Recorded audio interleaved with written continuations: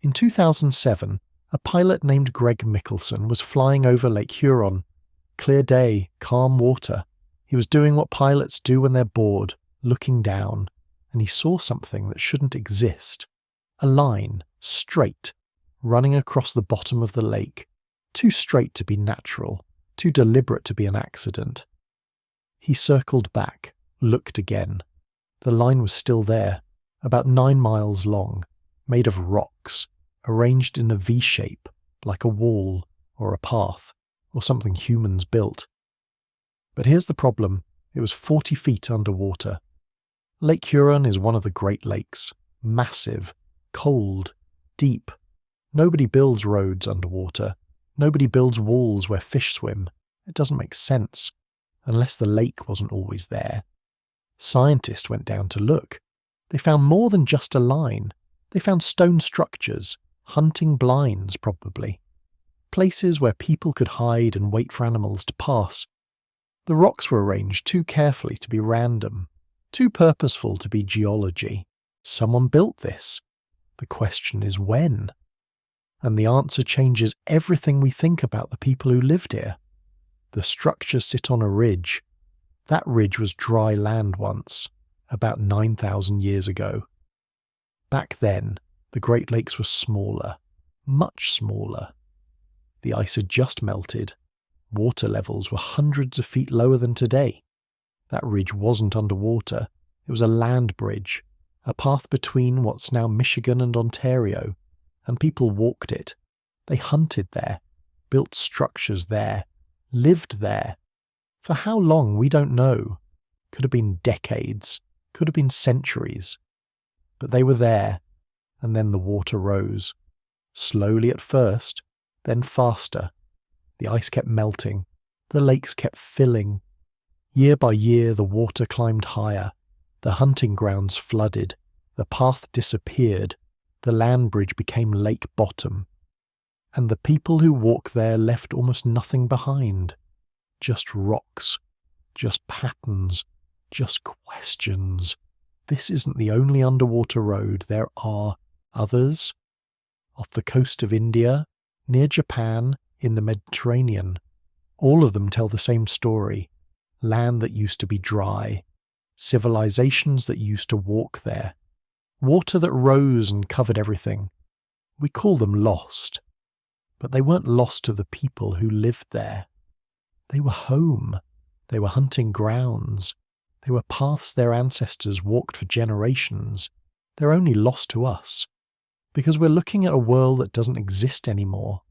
The coastlines have moved, the lakes have grown, the ice has melted and reformed and melted again. The map has been redrawn. And somewhere under the water, there are roads we'll never walk. Paths we'll never follow.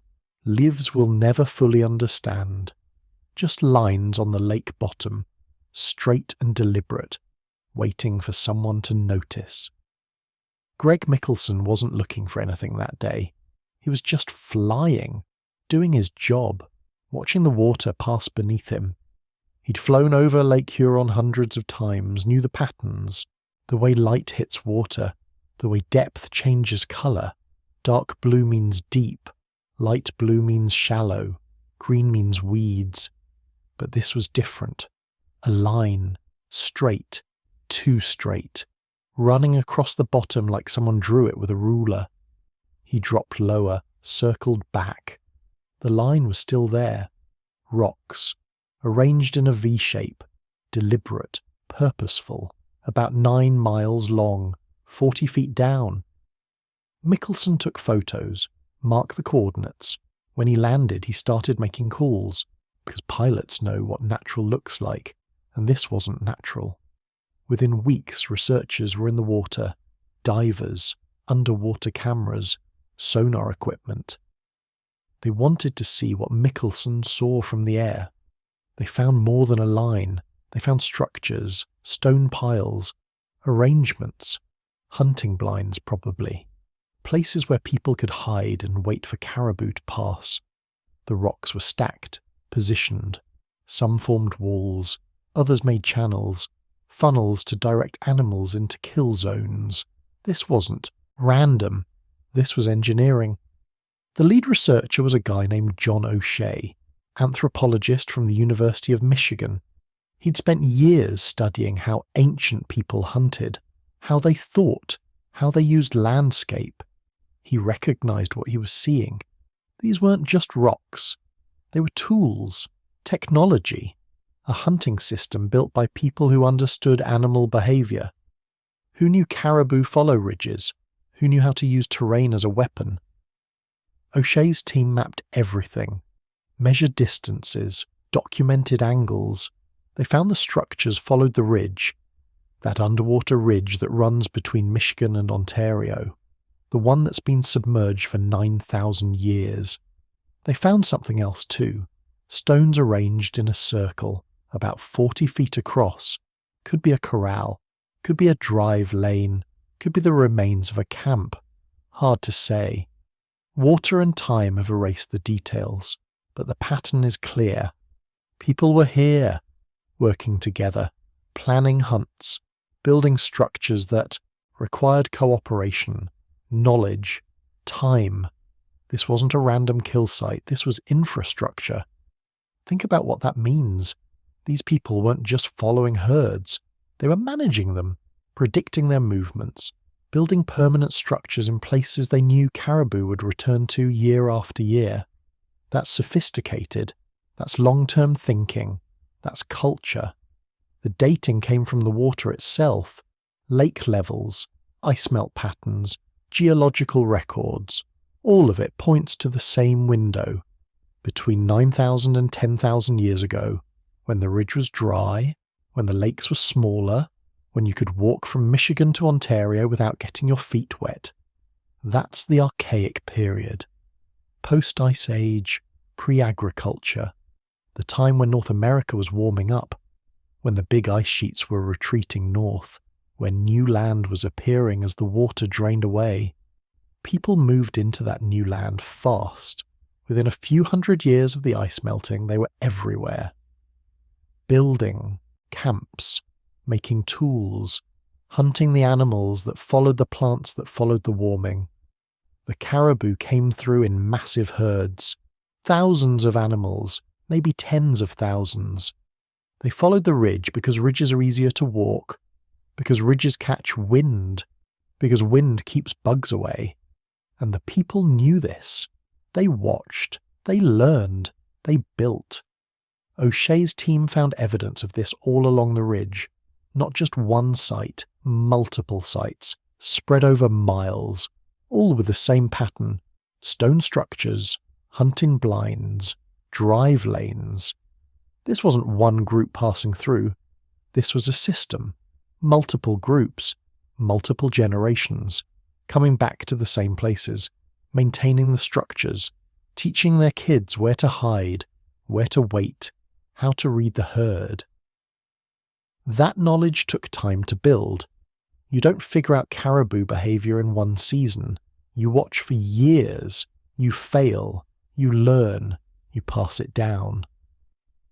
These structures represent decades of accumulated knowledge, maybe centuries. And then the water came. Slowly at first, an inch a year, maybe less. The ice kept melting. The lakes kept filling. The ridge got narrower. The caribou routes changed. The hunting ground shrank. Eventually the water won. The ridge went under. The structures flooded. The hunting system collapsed. The people moved. Had to. Their infrastructure was drowning. The caribou were taking different routes. The old knowledge stopped working. Some probably stayed nearby, adapted, found new hunting grounds, new patterns, but the ridge was gone. That chapter ended. For 9,000 years nobody knew it existed. The structure sat underwater, silent, covered in algae and sediment. Fish swam through the hunting blinds. Boats passed overhead. Nobody noticed. Until a pilot got bored and looked down. Here's what gets me about this. These people built something permanent, something that lasted. They invested time and labour into structures they expected to use for generations. They weren't nomads just wandering. They were engineers, planners. They had favourite spots, places they returned to, places that meant something, and we almost never found them. If the water had been 10 feet deeper, the structures would be invisible. If Michelson had been flying higher, he wouldn't have seen the line. If the light had been different, the stones wouldn't have shown up. We got lucky. Makes you wonder what else is down there. What other roads we haven't found. What other structures are sitting on lake bottoms and ocean floors, waiting for the right pilot, the right light, the right moment. Lake Michigan has similar ridges, Lake Superior too. All of them were dry once. All of them had people walking on them, building on them, living on them. Most of those ridges are deeper than Huron's, harder to see, harder to reach, but they're there. And beyond the Great Lakes there are coastlines, ancient coastlines, now underwater, where people lived for thousands of years before the oceans rose. We're looking at a partial record. The parts that stayed dry, the parts we can reach, the parts that survived. Everything else is underwater, hidden, lost to the rising water that followed the ice. The people who built the Huron structures didn't know they were building something archaeologists would study. They were just hunting, feeding their families, using the tools and knowledge their parents taught them. They didn't know the water would rise, didn't know their hunting grounds would become lake bottom, didn't know their structures would survive long enough for someone to find them. They were just living, doing what humans do, adapting, building, planning ahead. And somehow, against all odds, we found what they left behind. A line on the lake bottom, straight and deliberate, 40 feet down, waiting for someone to notice. If you're using this to fall asleep, that's exactly why I make these videos. Maybe subscribe and let me know where you're watching from and what time it is. I always check the comments and it's fascinating. Someone in Tokyo at sunrise, someone in London at lunch, someone in California at midnight, all drifting off to the same mysteries about our shared past. There's something comforting about that. Strangers across the world, different time zones, different lives, but all wondering about the same ancient roads, the same lost people, the same questions that don't have answers. Anyway, back to the stones. Here's the thing about those stones underwater. They're not just sitting there randomly. They're arranged, positioned, like someone had a plan. The formations follow patterns, specific patterns, the kind that show up in hunting sites all over the world. Different continents, different time periods, but the same basic idea. Use the landscape, channel the animals, make them go where you want. The V-shape is classic. You build two lines of stones. They start wide apart, then they narrow, like a funnel. Animals walk between them. They don't like stepping over barriers, even small ones, so they follow the path, right into the kill zone. Simple, effective, used by hunters for thousands of years. But here's what makes the Lake Huron site special. It's not just one V, it's multiple structures, spread across miles, all along that ridge, like a whole system, an infrastructure. Some researchers think it was seasonal. Caribou migrate. They follow the same routes every year, spring and fall, moving between feeding grounds. If you know the route, you can wait for them. Set up your hunting system. Use it year after year. That ridge would have been perfect. High ground, good visibility. Animals naturally follow ridges. Easier walking, less energy. Caribou are smart that way. They take the path of least resistance. So you build your structures, place your stones, wait. The caribou come. They see the barriers. They funnel into the narrow space. And you're there, waiting, with spears, with atlatls, with whatever technology you have. It works. You feed your family, your group, maybe dozens of people, maybe more, and next year you come back. The stones are still there. You don't have to rebuild, just maintain. maybe add a few rocks, adjust the angles, improve the design. Over time, the system gets better, more efficient. You learn what works, what doesn't. You share that knowledge, teach the next generation. This is how we hunt. This is how we survive. That's the theory anyway. But there's debate. There's always debate. Some researchers aren't convinced these are hunting structures at all. They look at the same stones, the same formations, and they see something else. Maybe they're natural. Maybe glaciers pushed rocks into these patterns. Ice does weird things. It moves boulders, creates lines, leaves behind formations that look almost deliberate. The problem is, glaciers are messy. They don't usually create V-shapes. They don't usually arrange stones in ways that just happen to match hunting structures from other sites. But it's possible. Nature is strange. It creates patterns. Sometimes those patterns fool us. Other researchers think the stones might be markers, boundary lines, territory indicators, not for hunting, for claiming space. This is our land. Stay out. Indigenous groups did this, still do.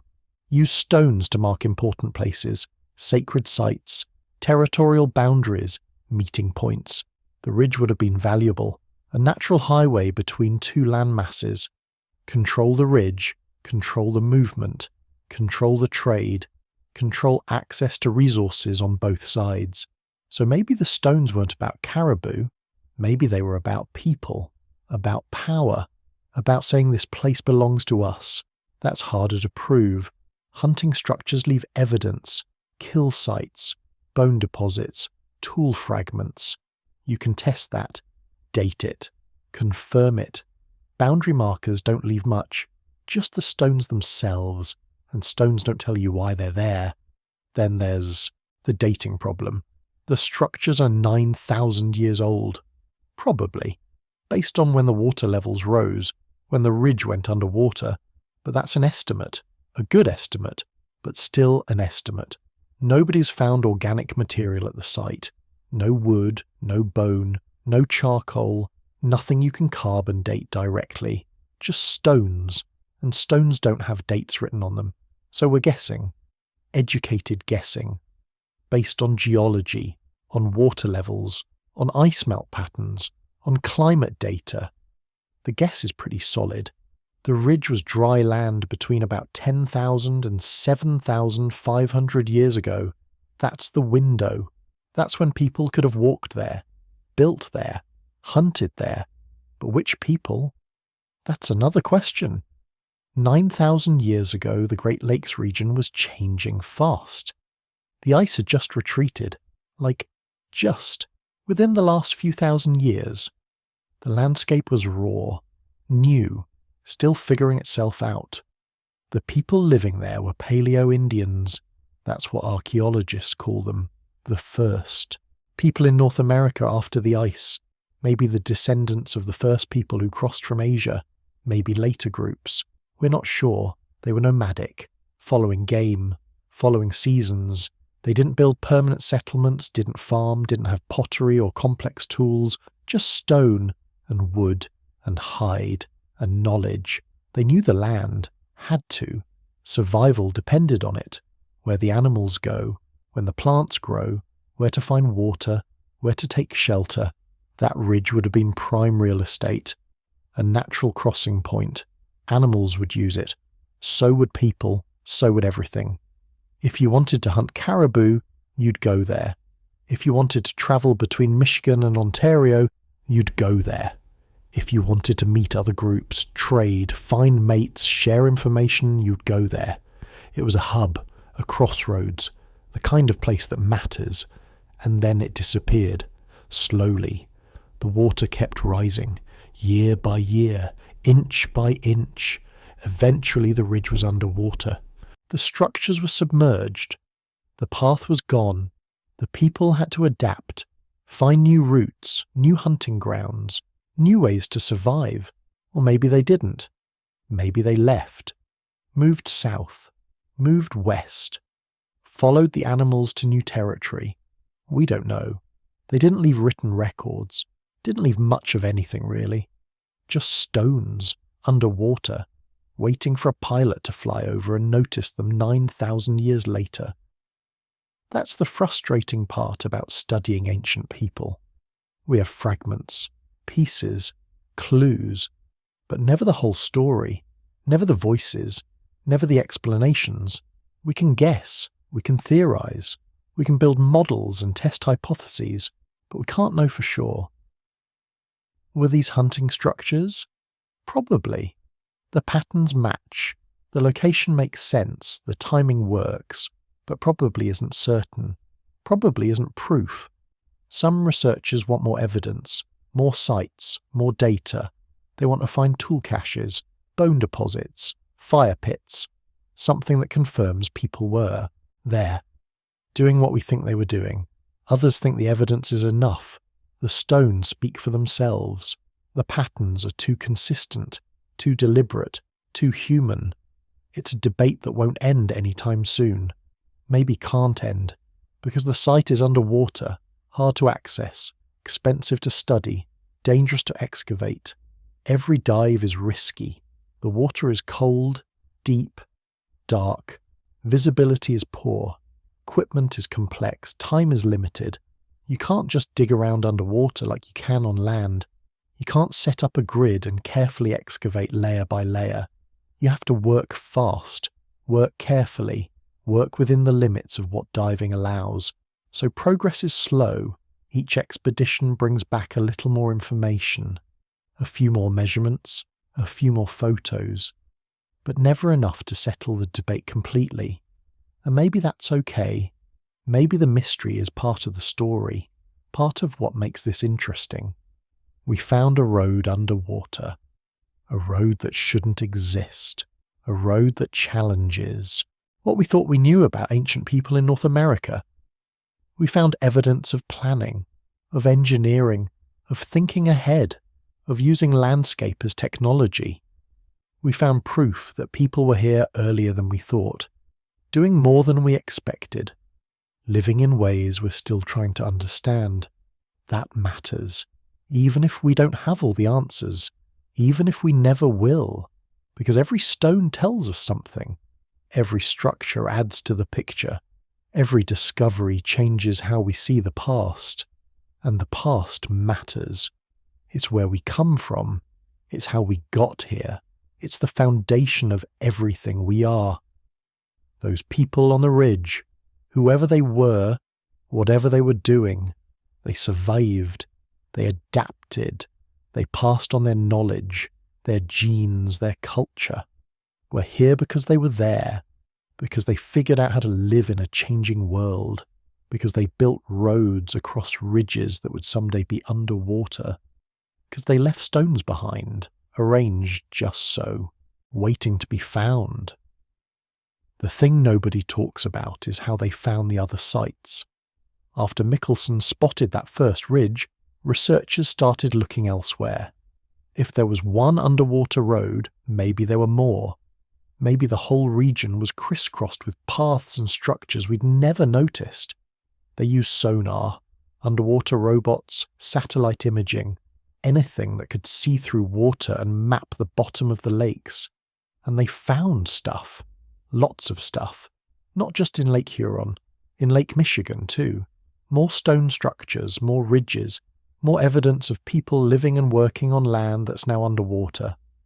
Some of the formations look like the hunting structures, V-shapes, channels, walls, same basic design, different locations. Others were different, circular arrangements, stone piles that didn't seem connected to hunting, markers, maybe, or something else entirely. Each discovery raised new questions. Were these all from the same people, the same time period, or were different groups building similar things across thousands of years? Hard to say. Without organic material, you can't date stones directly. You can only estimate based on when the area was dry land, when the water rose, when people would have had access.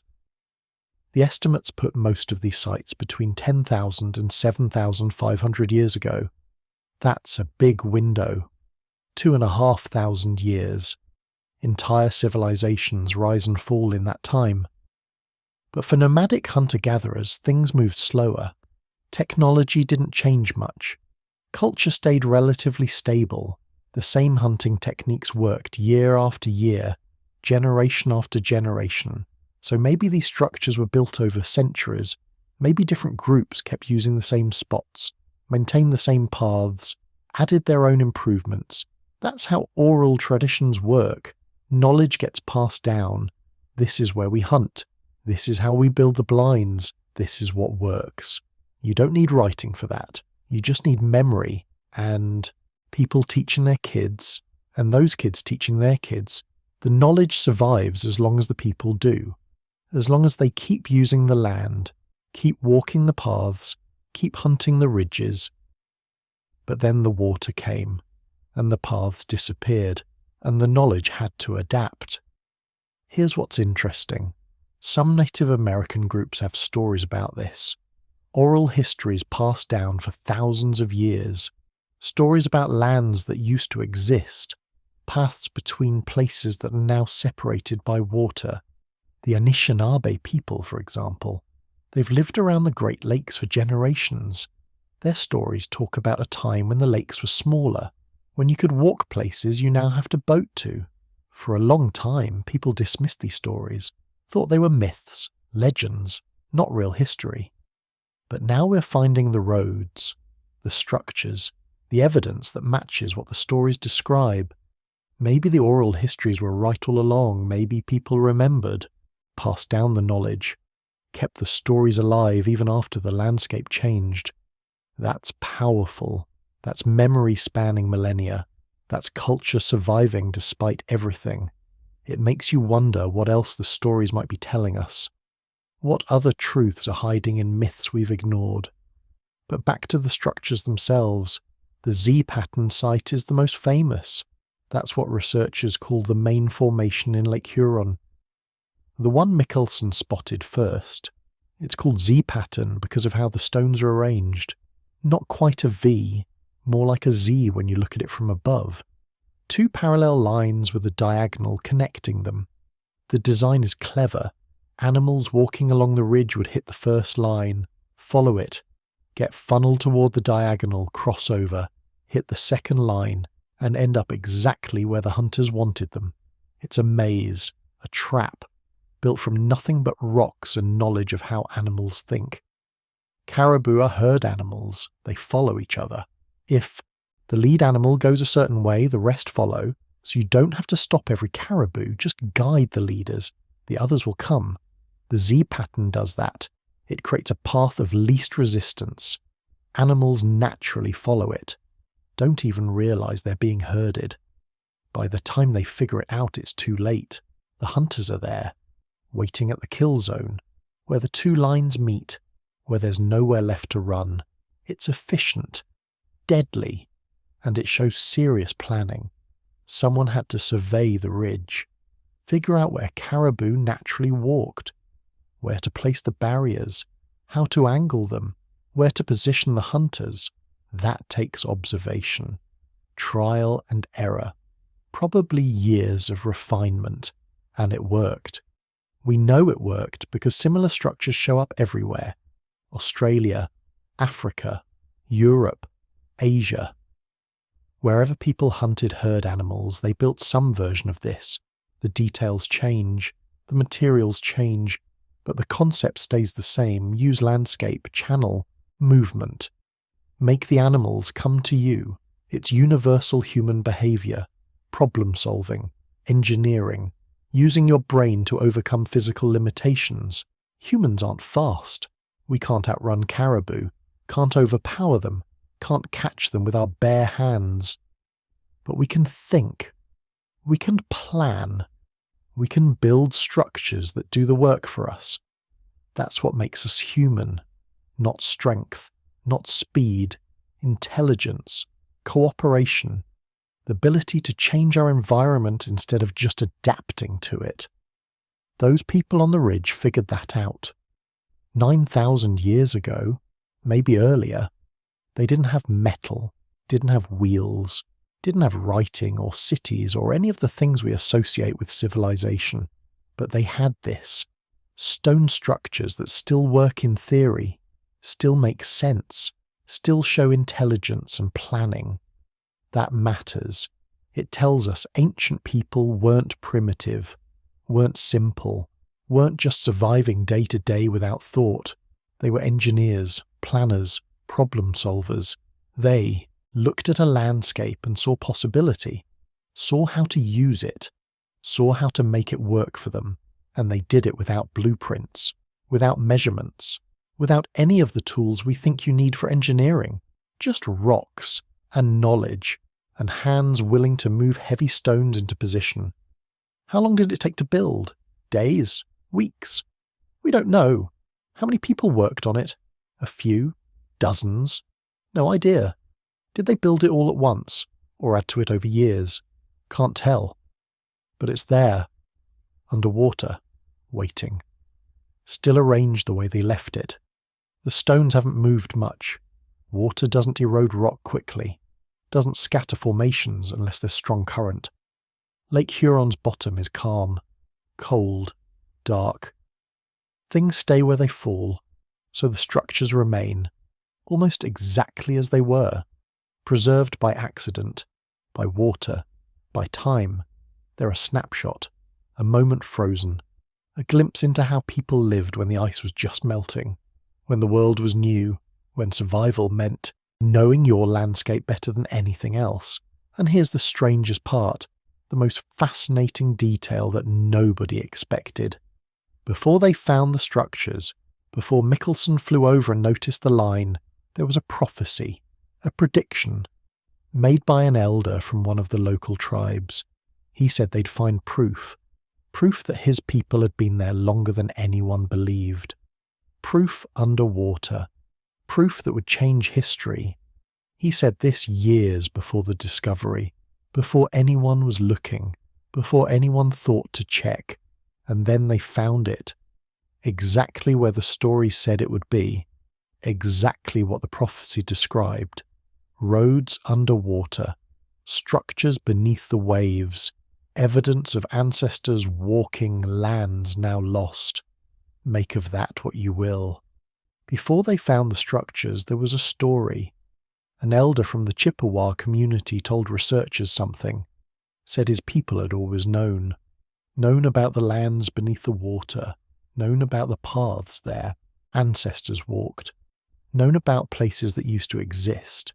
He said they'd find proof underwater, proof that would change what everyone believed about how long his people had been there. This was years before Michelson's flight, years before anyone started looking, before sonar, before diving teams, before any of the scientific discovery. Just an old man, telling stories his grandfather told him, stories passed down through generations, stories nobody took seriously, until they found the roads. Then people started paying attention, started asking questions. How did he know? What else did the story say? Were there other predictions? The elder had died by then. But his words were recorded, documented, sitting in archives, waiting for someone to remember. And here's what he said.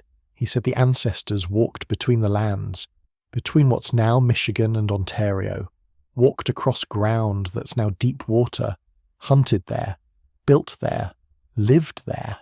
He said when the waters rose, the people moved, but they remembered, kept the stories alive, passed them down, generation after generation, for thousands of years.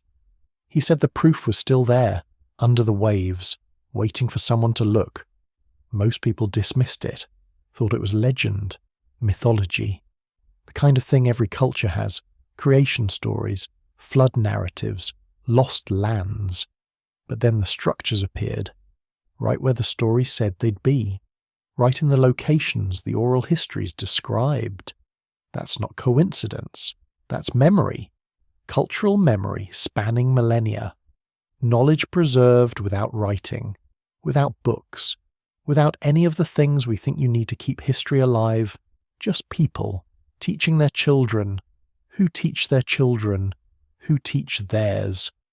The information survives as long as the chain doesn't break, as long as someone remembers, as long as the stories matter enough to repeat, and they did, for 9,000 years. Through migrations, through contact with Europeans, through everything that tried to erase indigenous knowledge, the stories survived. Now scientists are starting to listen, starting to treat oral histories as real data, real evidence, not just myths to dismiss. Because the stories keep being right, keep predicting what researchers find, keep explaining things archaeology alone can't. There's a whole field now, indigenous archaeology, where native communities work with scientists, share their knowledge, guide research, and it's changing everything. Finding sites nobody knew existed, rewriting timelines, proving presence and continuity that written records denied. The underwater roads are just one example. There are others. Settlements, trade routes, technologies, all described in oral traditions, all dismissed for centuries, all turning out to be real. It makes you wonder what else we've ignored. What other truths are hiding in stories we called primitive? What knowledge we lost by not listening? The prophecy about the underwater roads was specific. The elder described the location, described what they'd find, described why it mattered. He said it would prove his people were there first, were there longest, had rights to the land that predated any European claim. That's political.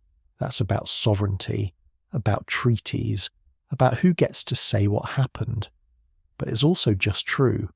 The archaeological evidence backs it up. The carbon dating, the geological surveys, the structures themselves. People were there, walking those ridges, building those hunting systems, living those lives, and their descendants remembered, kept the knowledge alive, waited for the world to catch up. That's powerful. That's resilience. That's culture surviving despite everything trying to kill it. Think about what it takes to pass down specific geographic knowledge for 9,000 years, without maps, without GPS, without any way to verify the information except memory. You have to trust. Trust your elders. Trust the stories. Trust that what they're telling you matters, and you have to care. Care enough to remember. Care enough to repeat. Care enough to make sure your kids know. That's not easy, especially when the world is changing, when new technologies arrive, when outside cultures tell you your stories are wrong. But the knowledge persisted. The stories survived. The prophecy waited. And when the time came, when technology caught up, when someone finally looked, the proof was there, exactly where the stories said. Some researchers think there are more sites, more underwater structures, more evidence waiting to be found. The Great Lakes are huge, mostly unexplored. Mapping the bottom is expensive, time-consuming, requires specialized equipment, but oral histories might guide the search, might point to specific locations, might save years of random surveying. If we listen, if we take the stories seriously, if we treat indigenous knowledge as real data, that's the shift happening now, slowly, in some places more than others, but happening. Scientists are learning to work with communities, learning to value different kinds of evidence, learning that absence of written records doesn't mean absence of history. The underwater roads proved that. Proved oral tradition can preserve specific, accurate, verifiable information across millennia. It's not the only example, but it's a good one. Clear, dramatic, hard to dismiss, stone structures, exactly where the prophecy said, exactly what the stories described, exactly as old as the traditions claimed. That's validation. That's proof. That's indigenous knowledge being right, when Western science was wrong, and it matters legally, matters culturally, matters for understanding human history. Because if one prophecy was accurate, maybe others are too. Maybe other stories contain real information, real history, real knowledge we've been ignoring. The elder who made the prediction didn't live to see it, proven. But his community did, his descendants, the people who kept believing when nobody else would. They were vindicated, their knowledge validated, their history confirmed. That changes things, changes how we think about oral tradition, changes what counts as evidence, changes who gets to tell the story. The underwater roads aren't just about ancient hunting structures. They're about memory, about culture, about knowledge systems that work differently than ours but work just as well, maybe better, because writing can be lost, books can burn, records can be destroyed, but stories persist. As long as there are people to tell them, as long as the knowledge matters, as long as someone remembers, the prophecy proved that. Proved memory can span ice ages, can survive the drowning of entire landscapes, can preserve truth across hundreds of generations. That's human. That's what we do. We remember. We tell stories. We pass things down. And sometimes thousands of years later, someone finds proof, finds the roads, finds the structures, finds evidence that the stories were real all along. The ancestors walked those ridges, built those hunting systems, lived those lives, and their descendants remembered through everything, through displacement, through colonization, through attempts to erase their culture. The knowledge survived, the stories persisted, the prophecy waited, and when the time came, the proof emerged from 40 feet of water, from 9,000 years of darkness, from the cold depths of Lake Huron. The roads were there, right where the elder said they'd be, right where the stories always claimed. Sometimes the old ways know things science hasn't figured out yet. Sometimes tradition preserves truths that evidence alone can't prove. Sometimes you just have to listen, trust the stories, believe the prophecy, and look beneath the water, where the ancestors walked, where the roads still wait, where memory becomes stone, and stone becomes proof. Here's what makes this discovery so strange. The structures aren't crude. They're not just random piles of rock that might be natural. They show planning, design, sophistication. Each hunting blind is positioned to maximize visibility, to create clear sight lines, to funnel animals exactly where you want them. The angles matter, the spacing matters, the height of the walls matters. Too high, and the caribou won't approach. Too low, and they'll just step over. You need the right height. Just enough to create a psychological barrier without triggering panic. The builders knew this, understood animal behavior at a level that takes years to develop, generations maybe.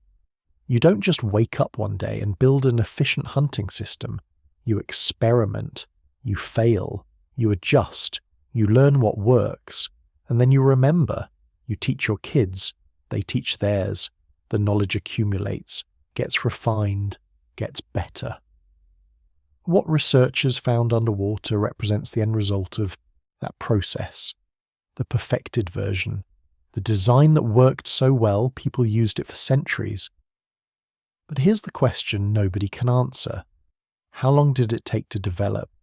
How many generations experimented with different configurations before landing on this one? How many failed hunts? How many adjustments?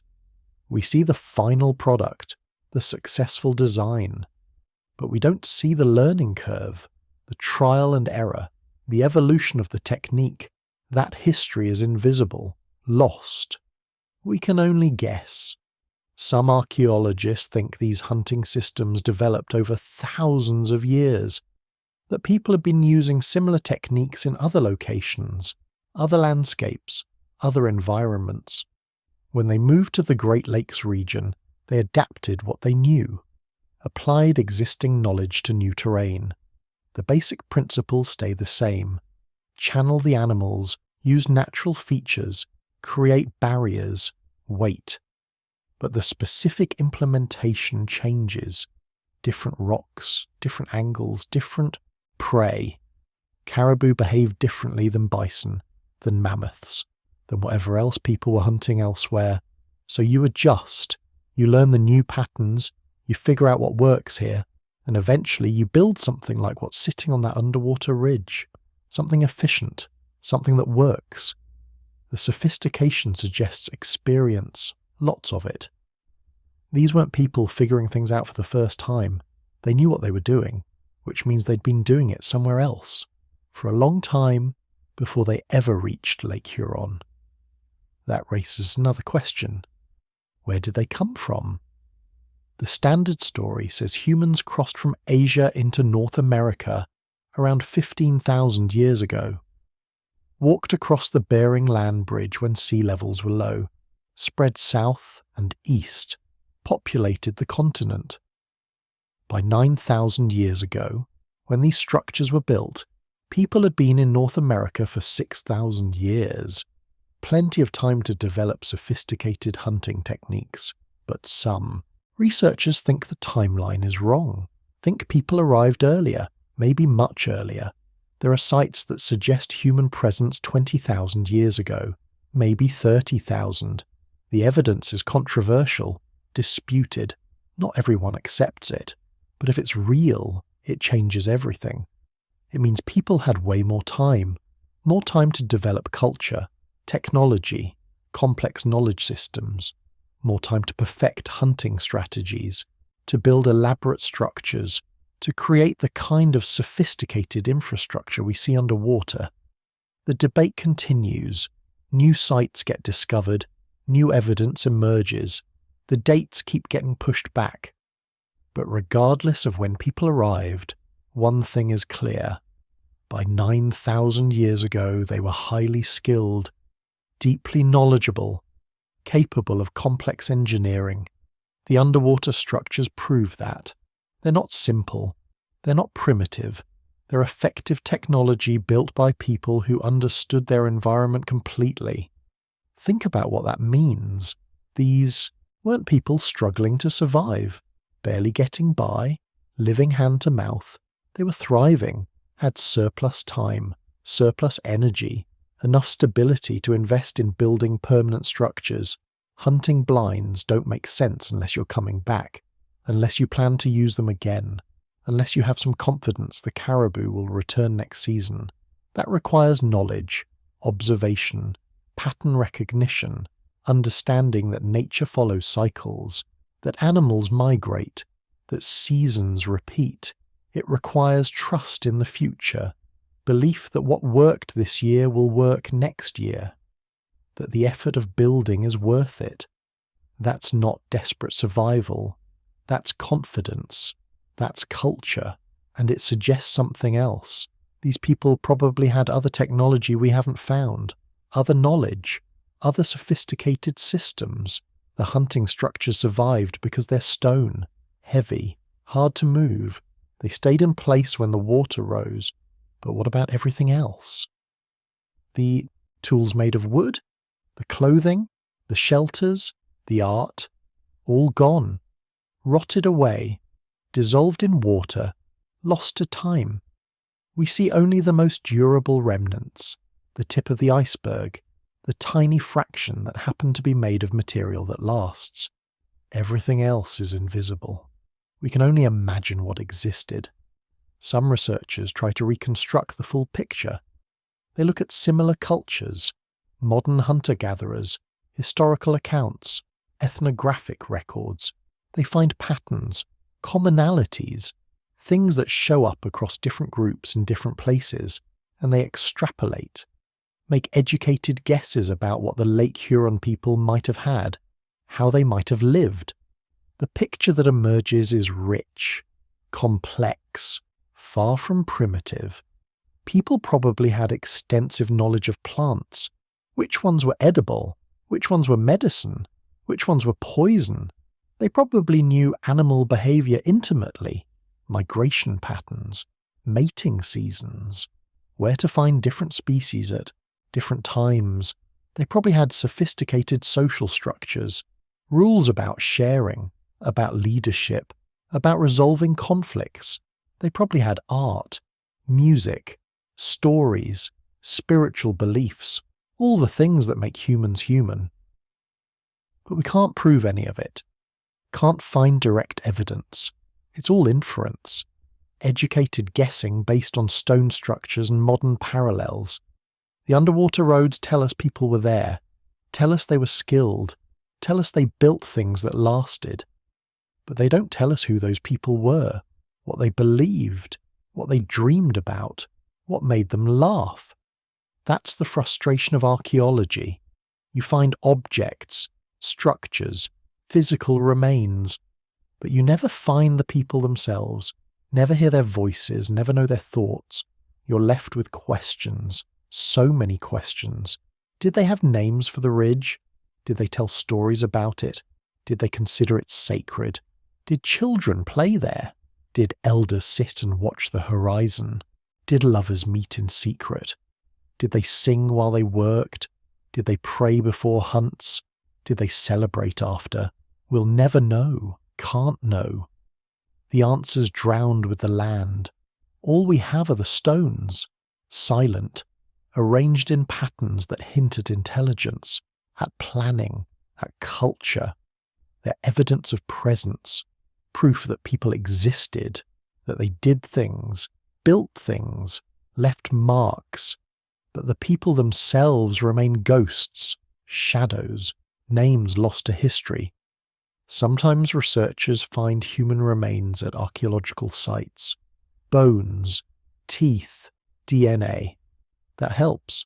Tells you about genetics, about diet, about health, about relationships between different populations. But so far, no human remains have been found at the Lake Huron site. The water is too cold, too deep, too difficult to search thoroughly. Maybe someday, maybe with better technology, better equipment, more funding, maybe someone will find a burial, a tool with fingerprints preserved in resin. Something personal, something human. Until then, we work with what we have. The structures, the patterns, the evidence of skill, and we imagine, fill in the gaps, create narratives that might be true or might be completely wrong. That's part of the appeal, the mystery, the not knowing, the space for imagination. You can look at those underwater stones and see anything, see anyone, project your own ideas onto the blank canvas of the past. Some people see noble savages living in harmony with nature. Others see pragmatic survivors doing whatever it took. Others see the beginning of something that would eventually become modern civilization. All of these stories might be true. None of them might be. We're just guessing, making up narratives that make sense to us, that fit our worldview. The stones don't care, they just sit there, 40 feet down, covered in algae, slowly eroding, waiting for interpretation, and every generation interprets them differently, sees different things, asks different questions. Right now we're asking about sophistication, about technology, about whether these people were more advanced than we thought. 50 years ago, researchers might have asked different questions, might have focused on survival, on adaptation, on how humans spread across the continent. 50 years from now, who knows what questions people will ask, what they'll see in those same stones. The evidence doesn't change, but the stories we tell about it do, constantly, endlessly, reflecting our own concerns more than ancient reality. That's okay. That's how history works, how archaeology works, how human understanding works. We find things, we interpret them, we create narratives, we argue about those narratives, we find new things, we revise our stories. The process never ends, never reaches final answers, just keeps spiraling, getting more complex, more nuanced, more uncertain. The underwater road started as a simple discovery. A pilot seeing lines, divers finding stones. Now, they're part of larger debates about timelines, about indigenous knowledge, about what counts as civilization, about how we define sophistication. The stones haven't changed, but their meaning keeps expanding, keeps growing, keeps connecting to bigger questions. That's what good archaeological discoveries do. They open doors, raise questions, challenge assumptions. They force us to reconsider what we thought we knew, to imagine different possibilities, to accept uncertainty. The Lake Huron structures do all of that. They sit there underwater, silent witnesses to lives we'll never fully understand, to people whose names are forgotten, to a world that drowned. But they're still speaking, still teaching, still changing how we think about the past. Most people have never heard of the lost settlements under Lake Huron. They imagine underwater ruins as crumbled temples or sunken ships, not scattered stones and vanished camps. But the truth is there used to be whole communities out there, places people called home with stories, laughter and daily routines. And now all of it is gone. Why do we call them lost settlements? Because the water swallowed them. Because the ground people once walked is now hidden under 40 feet of cold, dark lake. No houses remain, no fire pits, no tools made of wood or bone. Only a few stone structures, too heavy for the water to move, remain as clues. Scientists and archaeologists have spent years trying to figure out what these places were like. They know about the stone hunting blinds, but that's just the tip of the mystery. What about the rest? Where did people sleep? Where did they cook? Did they have gardens or storage pits? Did they build shelters from animal hides, or use bark and branches? Let's try to picture it. 9,000 years ago, that ridge was dry land. It stretched for miles, a long, narrow finger between what's now two countries. It wasn't wilderness. It was a place people knew well.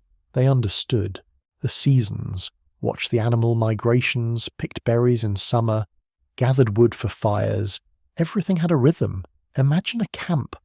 Maybe a dozen families, each group with their own spot but close together for safety and warmth. Tents or huts made from whatever materials were on hand. Some used big animal bones as supports. Others used poles and hides. Smoke drifted up from fires. The smell of roasting meat. The sound of children playing nearby.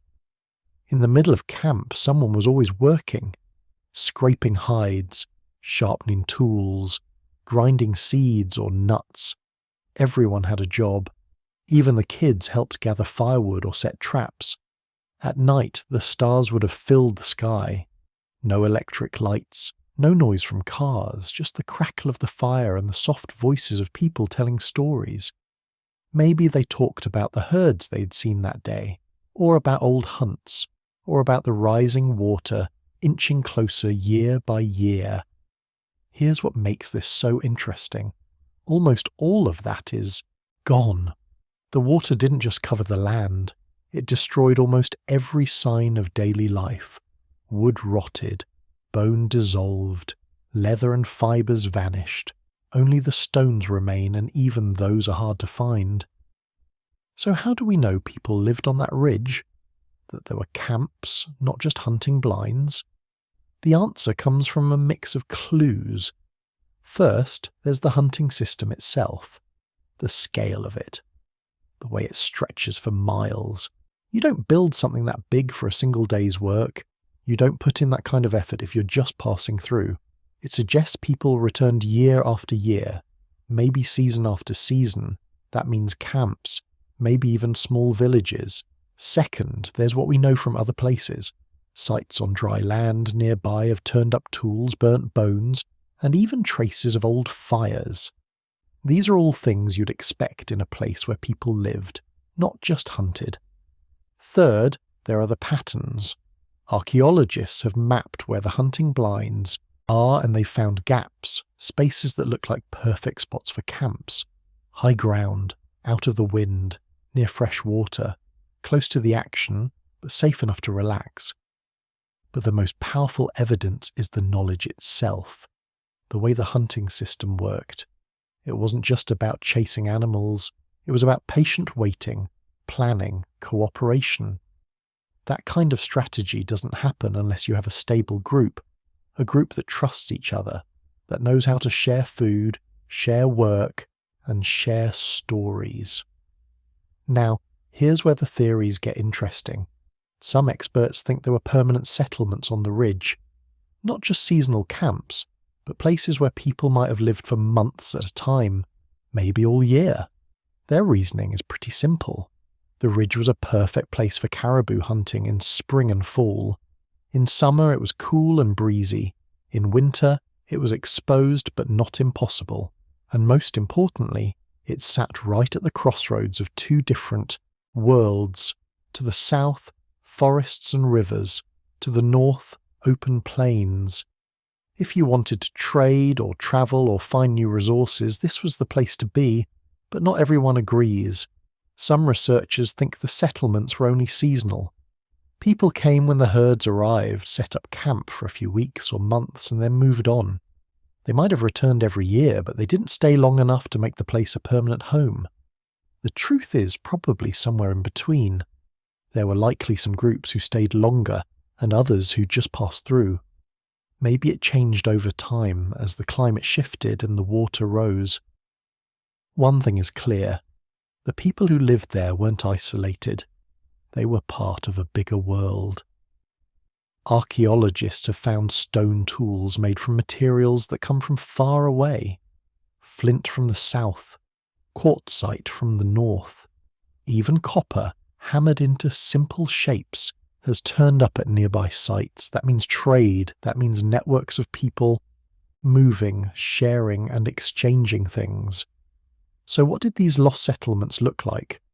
Probably not like villages with streets and houses, more like clusters of tents and shelters arranged in circles or lines, fire pits in the middle, places to store food, maybe racks for drying meat or fish.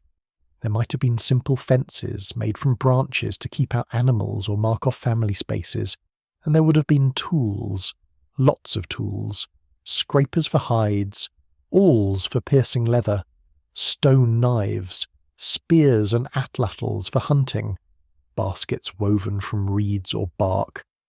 All of these things were part of daily life, but almost none have survived underwater. Some clues come from other similar places. In Alaska, archaeologists have found old camps from the same era.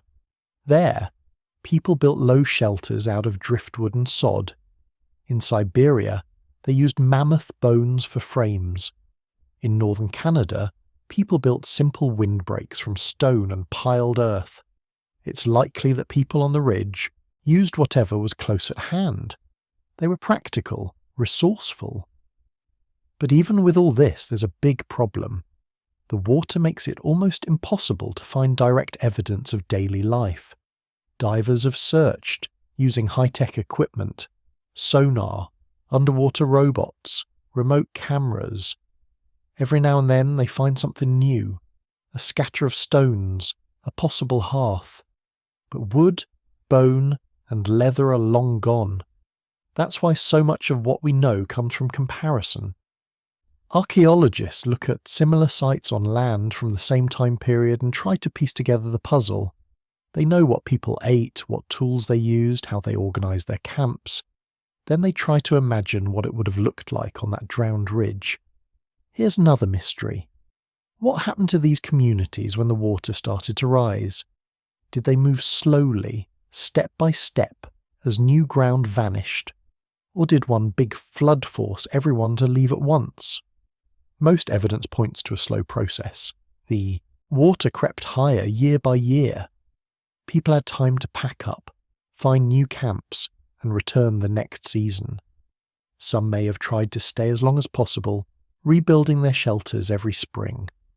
Others moved on for good, leaving behind the stones and memories. What about their culture? Did they have rituals to say goodbye to the land? Special songs or ceremonies? We have no idea.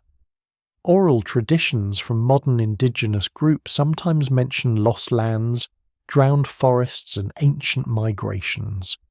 But we can't know for sure if those memories go all the way back to the ridge. Here's something else to think about: the idea of loss. Imagine living in a place your whole life, knowing every rock and tree, watching the water swallow your world little by little. What stories would you tell your children? Would you warn them never to forget? Would you promise that something of you would always remain, even if only stones? There's a quiet sadness to this story, but also a sense of resilience. People didn't give up. They adapted, moved on, found new places to live. The skills and knowledge they carried didn't disappear. They travelled with them, got passed down, changed to fit new landscapes. Some researchers think this is why the hunting system on the ridge was so advanced. It was the result of generations of trial and error, carried from place to place, always improving. Even as the land changed, the knowledge survived. Now, let's look at the evidence for everyday life. Archaeologists sometimes find tiny flakes of stone left over from sharpening tools, charred seeds or nutshells showing what people ate, a few burnt bones from a meal cooked long ago. These are the fingerprints of daily living, small but important. There are also clues in the layout of the structures, the way the hunting blinds are spaced out, the gaps between them, the paths leading away from the main ridge.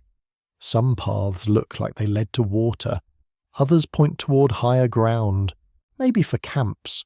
It's not proof, but it's suggestive. And then there's the silence, the things that should be there but aren't. No pottery, no permanent buildings, no big middens or trash piles. That fits with what we know about mobile hunter-gatherers. They didn't leave much behind. They were careful not to waste. Everything got used, reused, or left to rot. There's one more theory worth mentioning. Some scientists think these underwater sites might have been gathering places, not just for one group, but for many. Seasonal festivals, maybe. Times when families met to trade, share stories, find marriage partners, a place to connect with the wider world. If that's true, the loss of these settlements wasn't just the loss of a home, it was the loss of a whole network, a place where relationships were built and renewed, where knowledge passed from one generation to the next. What about art? What about music or language? We have no direct evidence, but it's hard to imagine people living in a place for so long without leaving some kind of mark. Maybe they painted stones, or carved wood that's now long gone. Maybe they made jewellery from bone or shell. Maybe they sang songs that echoed across the ridge on quiet nights. All of this is speculation, of course, but it's grounded in what we know from other sites, other cultures. People are people, they tell stories, make music, decorate themselves and their surroundings. They find meaning in the land and in each other. So what's the big picture? The lost settlements under Lake Huron are a mystery, but not an empty one. We know people lived there. We know they hunted, built, and planned. We know they adapted to a changing world. But we don't know their names. We don't know what language they spoke or what gods they worshipped. We don't know what made them laugh or what made them cry. We're left with questions, and with the stones, silent but stubborn, refusing to disappear. Completely. There's a lesson in that. History isn't just about what we find, it's about what we can't find. What's missing is just as important as what survives. The lost settlements remind us that most of human history is invisible. The stories we tell are built from scraps and fragments. Most of what mattered, love, hope, fear, joy, leaves no trace at all. But sometimes, a line of stones on the lake bottom is enough to open a window, to let us imagine what once was, to remind us that people lived, loved, and dreamed in places now forgotten. And here's the thing. Those people are not so different from us. They faced change, loss, and uncertainty. They made plans, built things that lasted, moved on when they had to. Their world disappeared, but their resilience remains, in the skills they passed down, in the stories that survived, in the stones that still wait 40 feet under water for someone to notice. When you look at the lake today, you see only the surface, blue water, waves, and wind. But underneath, there's a whole vanished world, a world of lost settlements, of lives once lived, of mysteries waiting to be understood. We'll never recover everything. Most of it is gone for good. But the search itself matters. The effort to understand, the willingness to wonder. In a way, those underwater stones connect us to the past. They remind us that nothing truly disappears, not entirely. Every place we walk, every story we tell, is built on layers of memory, some visible, some hidden, but all still part of the human story. And that story is never finished. There will always be lost settlements, always be lands that vanish, and memories that survive in surprising ways. The stones under Lake Huron are a small piece of that bigger mystery. We may never know exactly what life was like on that ridge, but we know it was real. We know people were there. That's enough to keep us curious, enough to keep searching, enough to keep asking questions, even when the answers are silent and deep underwater. Now the story shifts, from the lost settlements and the theories about who lived there to what the place is like today. From ancient memories to the modern world, where the lake covers everything, but the questions remain. Most people will never see the underwater ridge in person. It's not a tourist spot. You can't just drive up and look down into the water and spot those ancient stones. Even if you knew exactly where to look, the lake is usually too cloudy, too deep, too restless to give up its secrets. But the ridge is still there, stretching for miles, hidden under those cold blue waves. And every so often, a team of divers or scientists heads out, suit up, and drop down into that silent world. Diving down there isn't easy. The water is cold even in summer. It's dark, especially as you go deeper. The lake can be rough, with strong currents that tug at your body and make it hard to stay in one place. Sometimes the only light comes from the lamps the divers carry, small beams cutting through thick green water. It's quiet except for the sound of your own breathing and the gentle roar of bubbles. Visibility is often terrible. Some days you might see 10 feet in front of you. Other days only a few inches. Everything looks blue and grey, colours washed out by the water. But then, as you swim along the ancient ridge, shapes begin to appear. Shadows turn into stones. Lines turn into walls. If you're lucky, you'll spot the V-shaped formations just as straight and clear as the day they were built. One diver described it as stepping back in time. He said it felt like walking on a ghost road, following in the footsteps of people who vanished thousands of years ago. The stones are covered in silt now, sometimes with algae or small lake creatures growing on them, but their shape is still obvious. You can run your hand along them, feel the roughness, the sharp edges where someone cracked and stacked them long ago. What's really strange is how out of place the stones feel. They don't match the natural rocks you see elsewhere on the lake bottom. These are arranged too neatly, too purposefully. Some are propped up, balanced in ways that only make sense if someone wanted them to stay put. Others are stacked, forming low walls or barriers, always facing the same direction. Divers have mapped the ridge in detail. Using underwater GPS, sonar and cameras, they've traced the line of the hunting structures. The main ridge runs for about 9 miles, but the stone features stretch even farther. Some are small, only a few feet long. Others are huge, stretching for yards or more. In some places the stones form tight clusters. In others they spread out, following the curve of the land. The whole system looks like it was built with a plan. Not just random piles or scattered rocks, but a pattern that fits the needs of a large-scale hunt. Imagine trying to build something like this without machines, without metal tools, without even the wheel.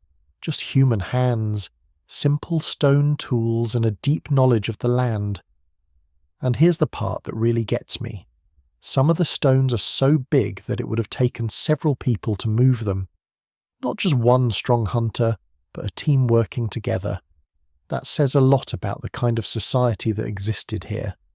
People weren't just thinking about their own needs. They were building for the group, for the future. Researchers have tried to figure out exactly how old the structures are. Stones themselves can't be dated directly. But the ridge was dry land between about 10,000 and 7,500 years ago. That gives a window. Anything built on the ridge had to be made during that time. Some scientists have found bits of ancient soil or charcoal trapped between the stones.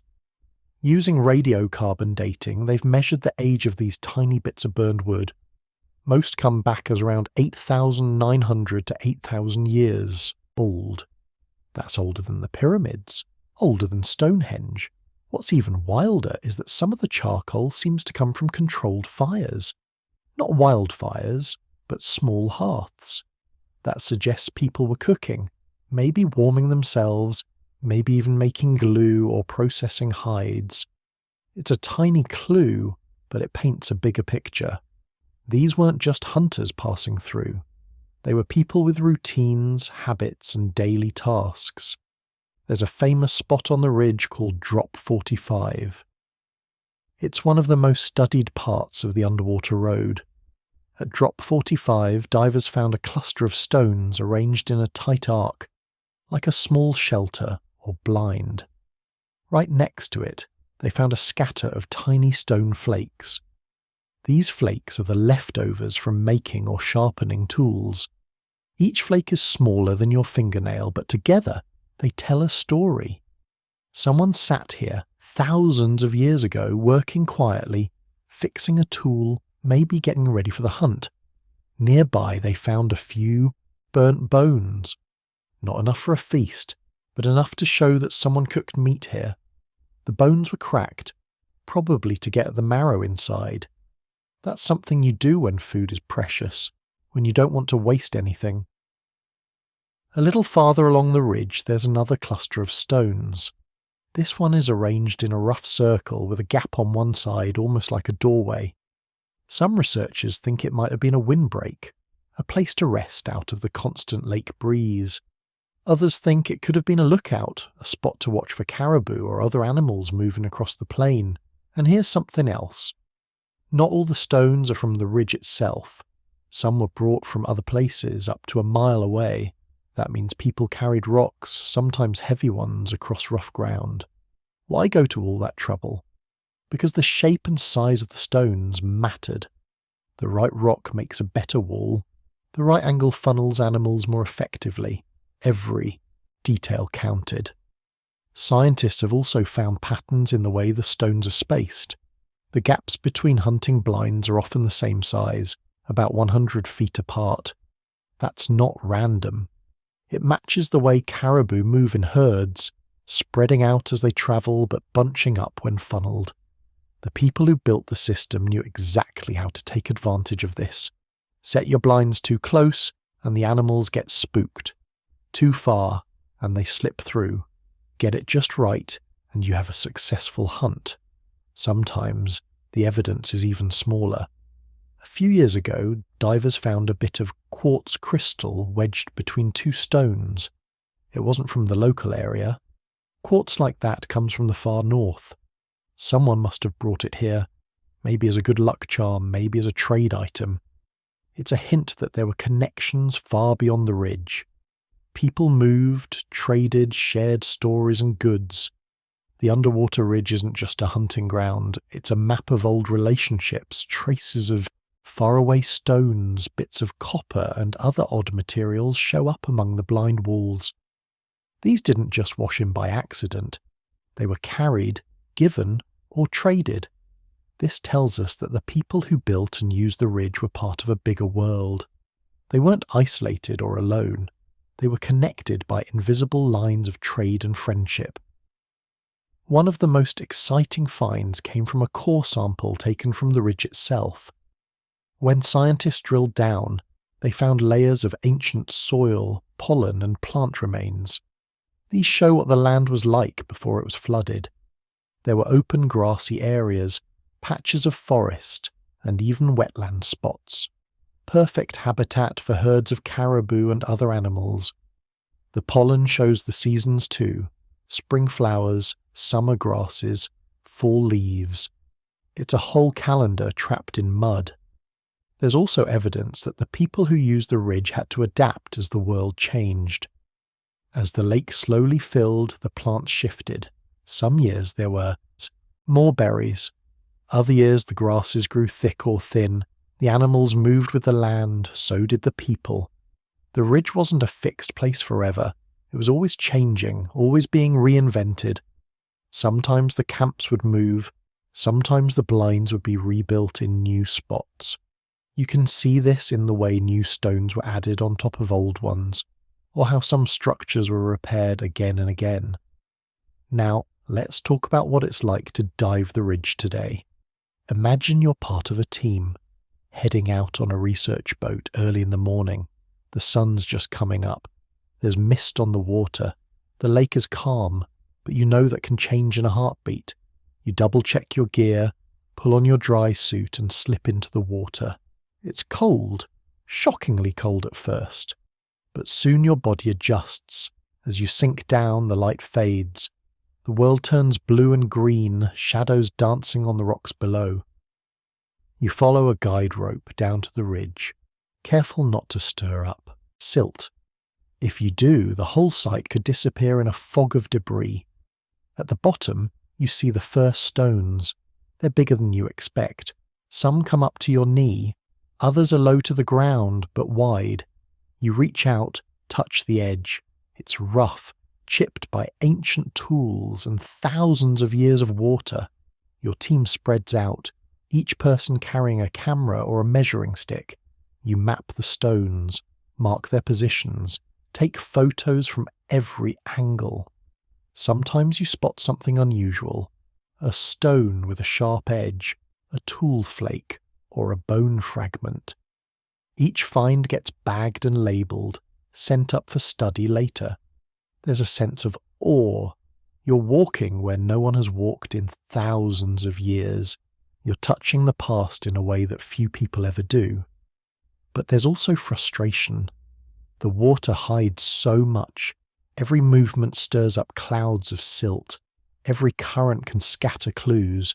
You know you're only seeing a tiny piece of the story. When you come up for air, the world feels different. The surface is bright and loud. The boat bobs on the waves, but down below the ridge is silent, waiting for the next visitor. The data collected from these dives is painstakingly detailed. Every stone is mapped to the inch. Every tool flake is catalogued. Every bone is studied, sometimes with microscopes or special chemicals to find out what animal it came from, how it was cooked, or even what it ate. This is how science builds a picture from fragments. One thing researchers notice is how similar the Lake Huron hunting system is to ones found in other parts of the world. In Alaska and Siberia, archaeologists have found ancient animal drives, long lines of stones or wood built to funnel herds into traps or ambushes. In northern Europe, there are stone walls built to guide reindeer. The patterns match, the spacing matches, even the shapes of the blinds are alike, but there are differences too. The Lake Huron structures are bigger than most, spread over a wider area. The underwater setting has preserved them in a way that almost never happens on dry land. Most ancient hunting systems are long gone, erased by farming, roads and towns, but here, under the lake, the stones are safe, hidden but intact. Scientists used computer models to try to figure out how the hunt worked. They put in the positions of the stones, the size of the herds, the speed and direction the animals would have moved. The models show that the system wasn't just effective, it was nearly perfect. If you stood in the right spot, waited at the right time, you could take down enough caribou to feed a whole community. But it wasn't always easy. The lake bottom is full of potholes, cracks, and steep drops. The people who built the system had to understand every inch of the land. They had to know how animals move in different weather, or when the wind changes. That kind of knowledge isn't written down. It's learned by watching, by listening, by living in a place for years. There's a quiet respect for the builders among the scientists who study the ridge. They talk about the intelligence, the patience, the teamwork it must have taken. You can't build something this complex unless everyone is on the same page. There had to be leaders, planners, teachers, maybe even arguments about where to put each stone. Occasionally, divers find something that doesn't fit the hunting story. A pile of stones arranged in a circle, but too small to hide behind. Or a single stone standing upright, almost like a marker. No one knows what these were for. Maybe they were places for ceremonies. Maybe they marked family spots or special memories. Maybe they were just mistakes, experiments that didn't work out. And every so often, a new find changes the whole picture. A few years ago, a diver found a carved bone shaped into a point. It's the only carved bone ever found on the ridge so far. It could have been a tool, or maybe a piece of jewellery. It's small, but it proves that humans left more than just stones. They left things made by hand, shaped by thought. So, what does all this mean? It means that the underwater ridge isn't just a pile of rocks at the bottom of a lake. It's a record of human effort, teamwork, and survival. Every stone tells a story. Every tool flake is a brief flash of life from a world that's gone. The evidence is scattered and hard to find, but it adds up. Together, these stones, bones, and flakes show a community that knew how to adapt, how to work together, how to use the land in ways that still make sense today. They were not just hunters. They were planners, builders, and travellers. They carried memories, skills, and maybe even dreams across the land that is now lost to water. And here's the thing. The more we learn, the more questions we find. Each dive brings new mysteries. Each stone could be a clue, or just a dead end. But the search continues, because every answer brings us closer to understanding the people who walked the underwater road. As we look at the evidence, we're reminded that history is built from patience, from thousands of tiny discoveries, from the willingness to keep searching, even when most of the story is gone. The ridge under Lake Huron is proof that even when the world changes, some things survive. Stones, memories, and the need to know who came before us. The surface hides everything. But underneath, the road is still there, waiting, silent, and full of questions that only the future might answer. And that's where curiosity leads us. Not just to facts, but to the bigger questions about how people live, adapt, and remember. Let's talk about something that always pops up when people hear about ancient ruins underwater. Atlantis. You know the story. Lost city, swallowed by the sea, full of secrets and advanced people. It's one of those myths that sticks in your head, even if you know it's probably just a legend. But when someone finds a stone road at the bottom of a lake, it's almost impossible not to wonder, is this our Atlantis? Could it be connected to lost worlds? Or are we just seeing what we want to see? Here's the thing. Atlantis is a story that started with the Greek philosopher Plato. He wrote about it over 2,000 years ago. He said there was a rich, powerful island that fought against Athens and then vanished beneath the ocean in a single night. Most historians think he made it up to teach a lesson, Atlantis was never meant to be real. It was a warning, a story about pride and downfall. But people love lost worlds. We just do. There's something about the idea of a vanished place, a forgotten civilization that tugs at our imagination. We want to believe there's more out there, hidden beneath the waves or buried in the earth. That's why every time someone finds something strange underwater, a stone circle, a wall, a sunken building, Atlantis comes up. It's almost automatic now. Let's get practical for a second. What was really going on at Lake Huron? This wasn't a city. There were no palaces, no golden statues, no writing carved into the stones. There were no temples or giant towers. What's down there is simpler. It's mostly hunting structures, scattered camps, maybe a few gathering spots. Nothing like the Atlantis in old stories. But here's where it gets interesting. Even though it's not Atlantis, the site does force us to rethink what we know. For a long time, people thought hunter-gatherers were simple. They moved around, hunted animals, picked berries, and that was about it. But these underwater structures prove they were organized. They planned. They built things that lasted. That's advanced in its own way. It might not look flashy, but it's clever. There's another reason people connect these places to Atlantis. Ancient ruins underwater just feel mysterious. They don't belong. When you see a road or wall beneath the surface, it's like the past is reaching out. It makes you ask questions. Who built this? Why did they leave? What else might be hidden down there waiting to be found? Some people have even claimed that the Lake Huron site is proof that there was a lost civilization in North America. They say maybe there was a whole city, or even an unknown culture wiped out by some disaster. But the facts don't back that up. There's no sign of big buildings, no metal tools, no writing, just stones, bones, and a few broken tools. That's what the evidence shows. Still, you can see why the idea is appealing. The world is full of stories about lost lands. Atlantis is just one of them. There's Lemuria in the Indian Ocean, Mu in the Pacific, even stories from Native American tribes about vanished islands and sunken ground. Every culture seems to have a version.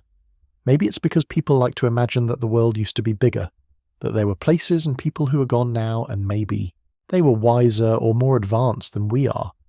But when scientists look at the underwater ridge, what do they actually find? They see practical engineering. They see a society that understood animals and seasons. They see people who adapted to changing land, who figured out how to use stone and wood to shape their environment. It's impressive, but it's not magical. It's not proof of lost technology or forgotten science. Some folks argue that we underestimate ancient people. They think maybe our ancestors were smarter than we give them credit for. Maybe they knew things we've forgotten. Sometimes, when you look at the stones under Lake Huron, it's tempting to agree. Moving those rocks took effort. Planning those blinds took skill. It's not easy to get a whole group to work together, especially without written instructions. Everything had to be remembered and passed down by word of mouth. But that's the real story here. Not Atlantis, not a lost city. It's the story of regular people figuring out how to survive in a changing world. They watched the animals, they learned the land, they built what they needed, and when the water started rising, they moved on. But they left clues behind, buried under the waves. Now there is one more twist. Sometimes the line between legend and real history gets blurry. Remember the Chippewa elder who told stories of a lands beneath the water? Those stories lasted for generations, handed down long before anyone found the underwater road. People called it myth. Now it looks a lot like memory. Not Atlantis, but real people remembering real places that vanished. That's powerful in its own way. So, why do these stories matter? Why does the idea of Atlantis keep coming back even when the facts don't fit? Maybe it's because we want to believe there's more to history than what we can see. Maybe we hope there are still mysteries out there, waiting to be found. Or maybe we're just drawn to the unknown, to the thrill of not knowing everything. It's easy to laugh at stories of Atlantis. It sounds like something out of a movie. But if you peel back the layers, what you find is a deep need for connection. People want to feel linked to something bigger, something lost and mysterious. Maybe that's why the underwater ridge strikes such a chord. It's not a city of gold, but it is a piece of the past that refuses to disappear. Let's get back to facts for a minute.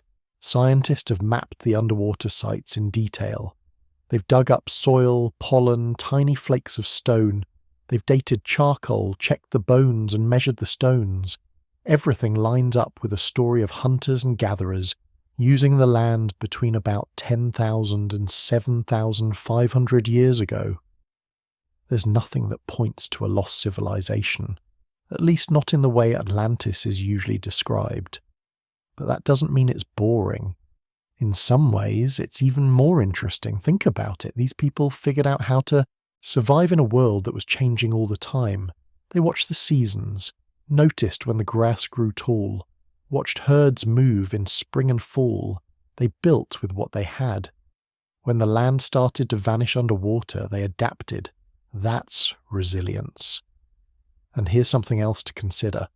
The underwater ridge isn't the only place where people find lost land. Around the world, shorelines have shifted. Seas have swallowed valleys and plains. There's Doggerland, off the coast of England. A whole region that connected Britain to Europe until it disappeared under the North Sea. There are sunken forests in the Baltic. Even in North America, there are stories of old fishing camps now underwater, just waiting to be discovered. Each time one of these places is found, people get excited. The same questions come up. Was this Atlantis? Did we lose a city here? But when you dig into the evidence, you find a different story. Not a lost empire, but the traces of daily life, campsites, tools, fire pits, bones. It's not as flashy, but it's real. Some researchers do wonder if there's more waiting to be found. Maybe there are bigger sites, still hidden. Maybe there were communities that left behind more than stone. But wood and bone don't last underwater for long. Most of what people used would have vanished, rotted away, or been buried deep in the mud. Stone is all that remains. That's part of why these discoveries feel so mysterious. We see only fragments. A stone here, a bone there. It's like trying to solve a puzzle with most of the pieces missing. You get a rough outline, but never the full picture. And that gap, the missing part, is where stories like Atlantis sneak in. Sometimes people ask why we should even care about old stones under a lake. What's the point? Here's why. Every time we find a new site, we learn a little more about how humans changed, how they moved, how they survived. Maybe we don't find lost cities, but we do find lost knowledge, skills that kept people alive, stories that lasted longer than any building. There's also a lesson here about memory. The Atlantis story is probably just a tale, but the stories from indigenous people about lost land are different. They held on to those stories for thousands of years, even when the land itself was gone. That's powerful. It shows that memory can outlast even the land itself. Let's not forget how fast things can change. The people who built the underwater road never expected their world to vanish. But it did. The water crept higher, year after year, until the road was gone. The land that once connected families, tribes, and animals was swallowed up. What's left is just a hint. Some stones, a few tools, a scattering of bones. Still, that's enough to keep the story alive. Enough to remind us that nothing lasts forever. Even the bigger city, the finest palace, can vanish if the world decides to change. Maybe that's what connects all these stories. Atlantis, Doggerland, the underwater ridge. They're all reminders that the ground under our feet isn't as permanent as we think. People sometimes wonder if there are lessons for us today. If ancient people could lose their land so quickly, what about us? Our cities feel solid. but they're not untouchable. Water levels still rise and fall, coastlines shift. Maybe the real warning from Atlantis isn't about pride or punishment. Maybe it's about being ready for change. So what do we make of the underwater road? It isn't Atlantis. It's not a city swallowed by the ocean in a single day. But it is a lost world in its own way. It's a place where families lived, worked, and hunted. A place that vanished, but left a mark behind. That mark is enough to keep people searching. Divers keep going back, hoping to find more. Scientists keep running tests, looking for the next clue, and regular people, like us, keep wondering what else is out there, just below the surface. There's something comforting about that. Even when most of the story's missing, we keep looking. We keep asking questions. Maybe that's what makes us human, not just the ability to build roads or hunt animals, but the drive to understand, to wonder, to keep the stories alive, even when the facts don't match the legends. People have always wanted to find Atlantis. Maybe we never will. But what we find instead is just as important. Roads that disappear, memories that last, the proof that nothing is ever truly lost as long as someone is still looking. So, next time you hear about a lost city underwater, remember the stones beneath Lake Huron. They're not a city of gold, but they're a doorway into the past. A reminder that the world is always changing, always hiding something new. And maybe, just maybe, there are other stories waiting out there, hidden, silent, but ready to be found. And now, with the Atlantis question behind us, it's time to wonder what else might be hiding under the water or buried in the earth. What other secrets are waiting for someone to look a little closer? So if Atlantis isn't hiding under Lake Huron, what else could be? What else is buried beneath lakes and seas, or even under our feet that we don't know about? That's the big question. And honestly, it's way bigger than just one underwater road. This is where the story gets wide, across continents, across time, across every place you can imagine. Let's start with something simple. The world you see now isn't the world that always was. Coastlines move, rivers change course, big storms wipe out towns. Sometimes, whole landscapes vanish, swallowed by rising water or shifting earth. And when that happens, what's left behind gets hidden. Not just the big stuff either. Sometimes it's the little things, a broken tool, a footprint, a fire pit. Years later, someone might find it and wonder how it got there. Think about all the places people have lived that are gone now. Not just under lakes. There are vanished villages buried under fields, old roads lost beneath city streets, forests that used to be farmland, and farmland that used to be forest. Even deserts can hide things. Cities buried by sand, waiting for the wind to shift. The world is like a giant attic, piled up with stuff we forgot we even had. You might be wondering, how do we know what's still hidden out there? The truth is, we don't. Not really. Every year, archaeologists find sites they never expected. Sometimes it's because someone's building a new road and finds bones. Sometimes it's a farmer's plough getting stuck on a carved stone. Sometimes it's just a lucky accident. A drought lowers a lake and suddenly old tree stumps poke up through the water, or a flood washes away topsoil and exposes ancient walls. One of the wildest examples comes from Europe. Ever heard of Doggerland? It was a huge land mass that used to connect Britain to mainland Europe. 10,000 years ago, people lived there. Fishing, hunting, building shelters. Now it's under the North Sea. Every so often, fishermen pull up bones or tools in their nets. Once, they even found a spear point made from mammoth ivory. That's how different the world used to be. A place that's now open sea was once home to families, and Doggerland isn't the only one. Off the coast of Florida, divers have found ancient stakes in the sand, set in patterns that look like fish traps. Some of those wooden stakes are more than 7,000 years old. In the Black Sea, deep underwater, explorers have found whole shipwrecks, perfectly preserved by the lack of oxygen. Sometimes the mud keeps things safe for thousands of years, almost like a time capsule. It gets stranger the more you look. In the deserts of Egypt, archaeologists once found whole towns buried beneath the sand. Not just a few houses, streets, temples, everything. They only turned up when windstorms shifted the dunes. In Central America, new laser technology called LiDAR can see through the jungle canopy. With it, scientists have discovered thousands of ancient structures that nobody knew were there. Pyramids, roads, canals, entire cities hidden by trees. But let's go back underwater for a minute.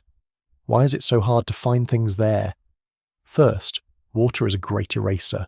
It wears away wood, bone, even some kinds of stone.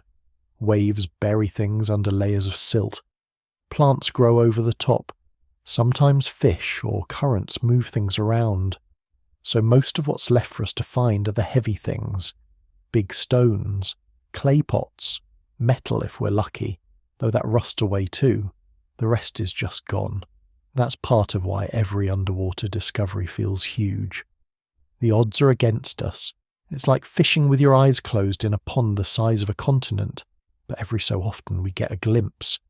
Maybe it's a row of stones in a strange place. Maybe it's a single old bone, and every new find opens up more questions. Here's another thing to think about. A lot of what gets lost isn't just things. It's knowledge. Imagine a group of people who lived on a land bridge like the folks at Lake Huron. They would have had their own ways of building, cooking, hunting, maybe even stories or songs. When the land flooded, not everything could move with them. Some traditions survive, others just vanish. Think about all the recipes, the games, the ways of making tools that are gone forever because the people who knew them disappeared or left no record. Sometimes we get lucky. Sometimes a tradition lasts long enough that archaeologists can link it to what they dig up. For example, some groups in northern Canada still hunt caribou using techniques that look a lot like what was done 9,000 years ago. The tools are different.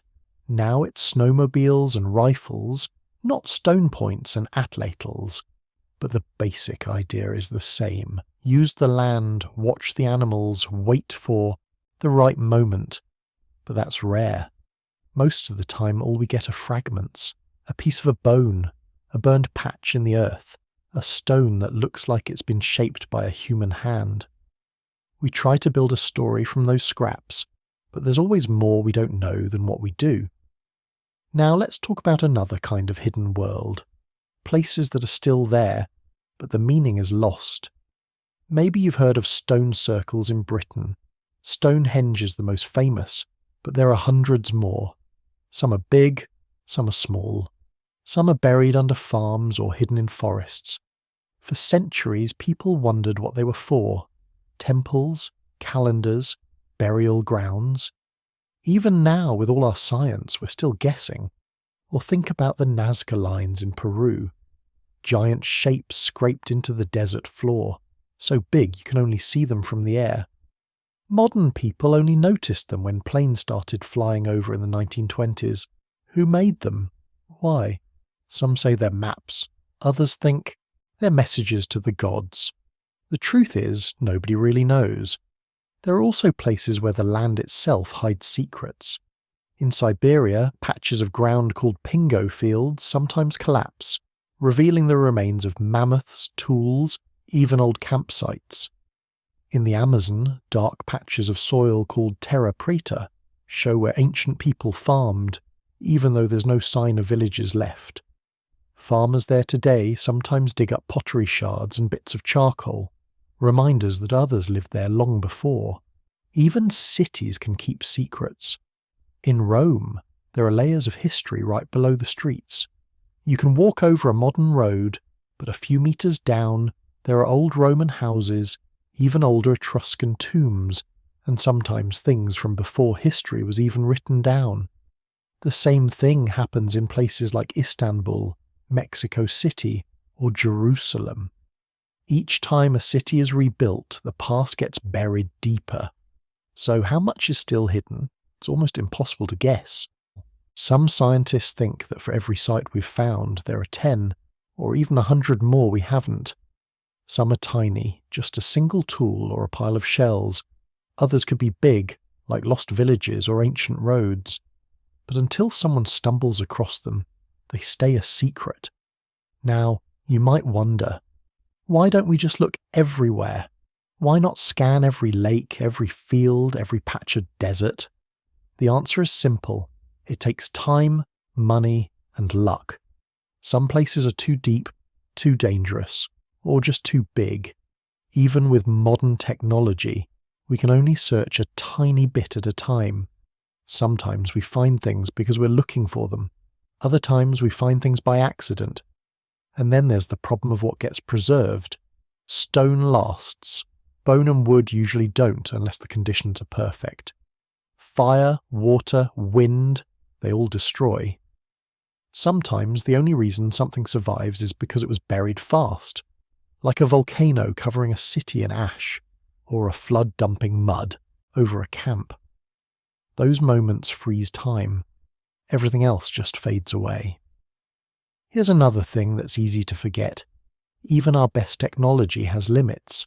Sonar can map the bottoms of lakes and seas, but it can't see through thick mud. LIDAR can scan through trees, but not through rock. Ground-penetrating radar can spot things underground, but only if they're not too deep. Sometimes the best tool is still a shovel, and a lot of patience. But even when we do find something, it's not always clear what it means. A pile of stones might be a wall, or it might just be rocks that roll downhill. A bone could be from a meal, or it could be a burial. Context matters. That's why archaeologists spend so much time digging carefully, making notes, sorting everything by layer. They don't want to miss the story the evidence is trying to tell. Sometimes the story changes when new things are found.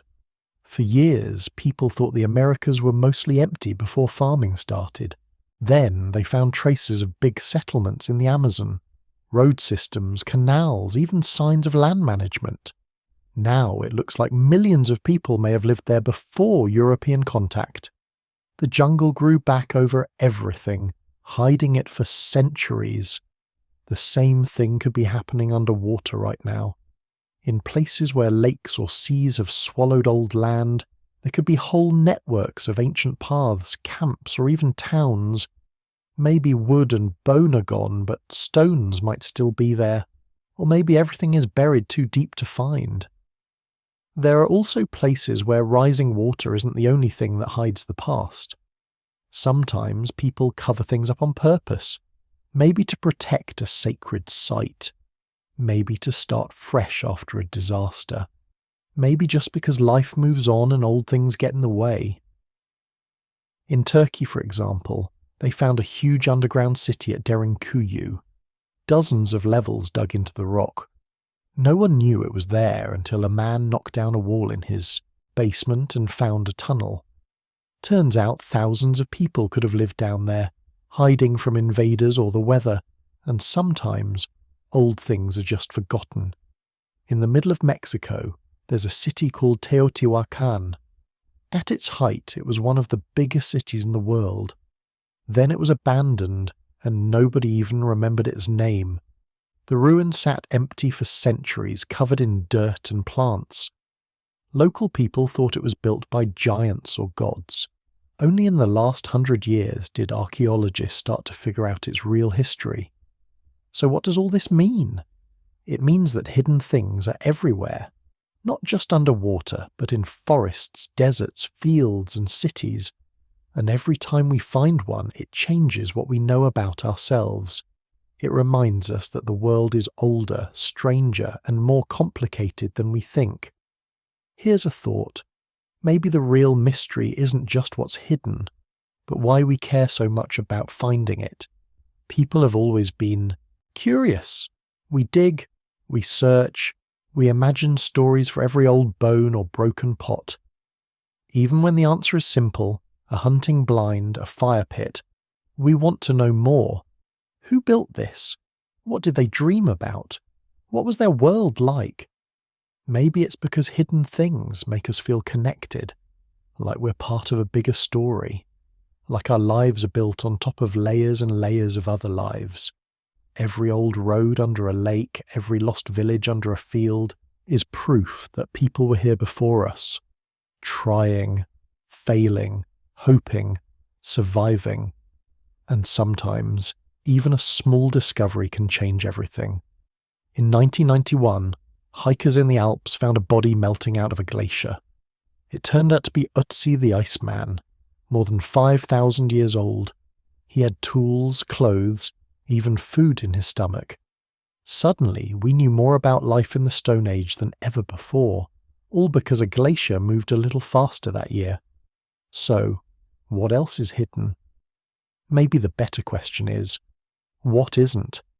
The world is full of lost things. Some will stay lost forever. Some will show up when we least expect it.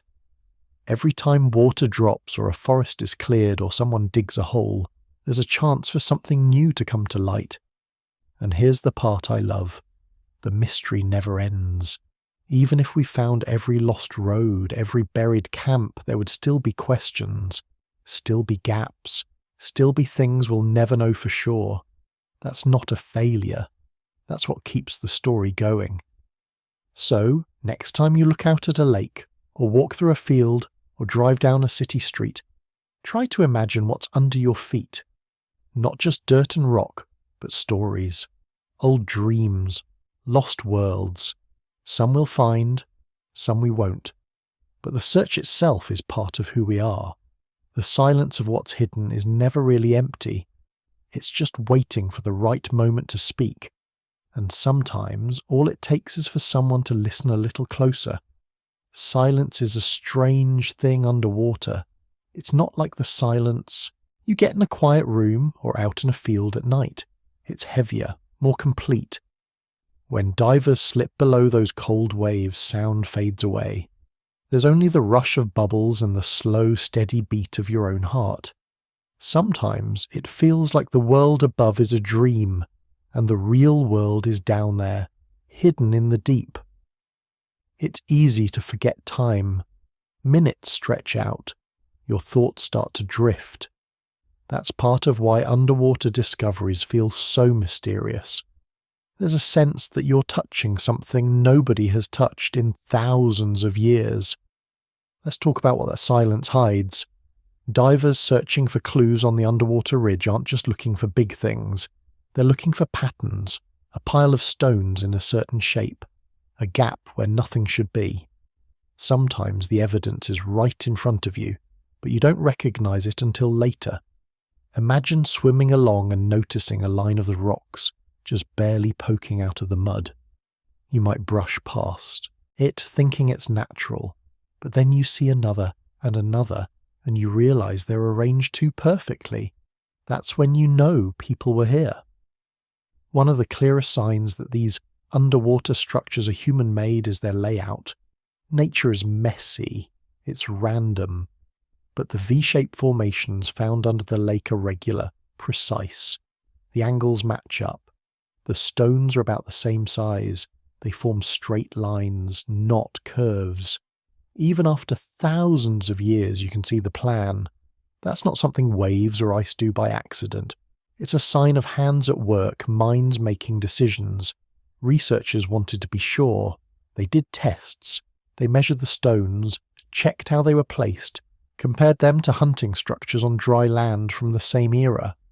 The patterns matched.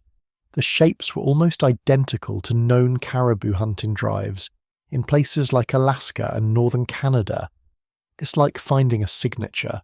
Even though the people who built them left no writing, their work speaks for them. Another clue is the type of rock used. The stones aren't just any rocks picked up at random. Many are local, but some had to be carried from other spots. Some are heavier than a person could move alone. That means teamwork. planning. Maybe even special tools or methods to shift the largest rocks into place. You don't do all that just for fun. There's a goal in mind, a working system built to last. Divers also look for signs of wear. A stone that's been stepped on many times gets polished. Edges can get smoother. Sometimes you find small chips where tools scraped against rock. It's not much, but it's proof that these places were used over and over. People came back, season after season. They didn't just build, they maintained and adapted when needed. Let's go deeper into how scientists figure out where to look. It's not just luck. They use sonar to scan the lake floor. Sonar sends out sound waves and measures how long they take to bounce back. Hard surfaces like stone reflect sound differently than mud or sand. With enough scans, you can build a map of the bottom. The pictures look fuzzy, but straight lines and sharp angles stick out. That's where they start diving.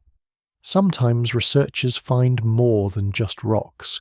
In one spot, they found a broken spear point made from chert, a kind of flint. Chert isn't common in that part of the lake. Someone had to bring it in from far away. That tells us about trade, or at least travel between distant groups. It also means the people here were thinking ahead, collecting the best materials for their tools. There was even a spot where they found what looked like a fire pit. Blackened stones, traces of charcoal under the mud. It's hard to imagine fire underwater, but remember, this was all dry land once. People cooked here, maybe roasted meat after a hunt, maybe just warmed themselves on cold nights.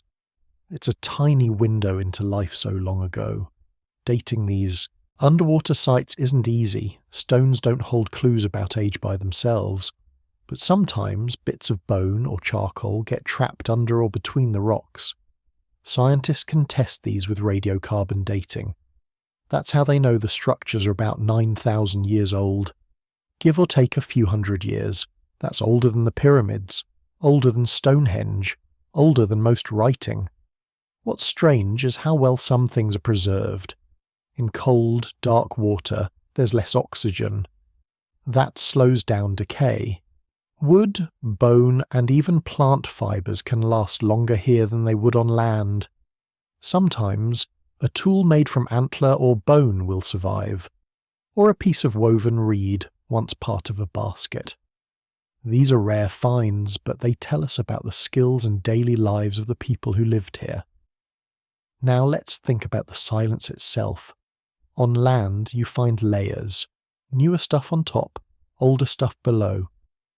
But underwater, things can get scrambled. Waves and currents move objects. Animals dig holes. Sometimes a storm will shift everything overnight. That means archaeologists have to be careful. They map every stone, every artifact, so they can try to piece together the original layout. It's like solving a puzzle with half the pieces missing. It's not just divers doing the work. Underwater robots called remotely operated vehicles, or ROVs, help too. They can go deeper, stay down longer, and carry cameras or small tools.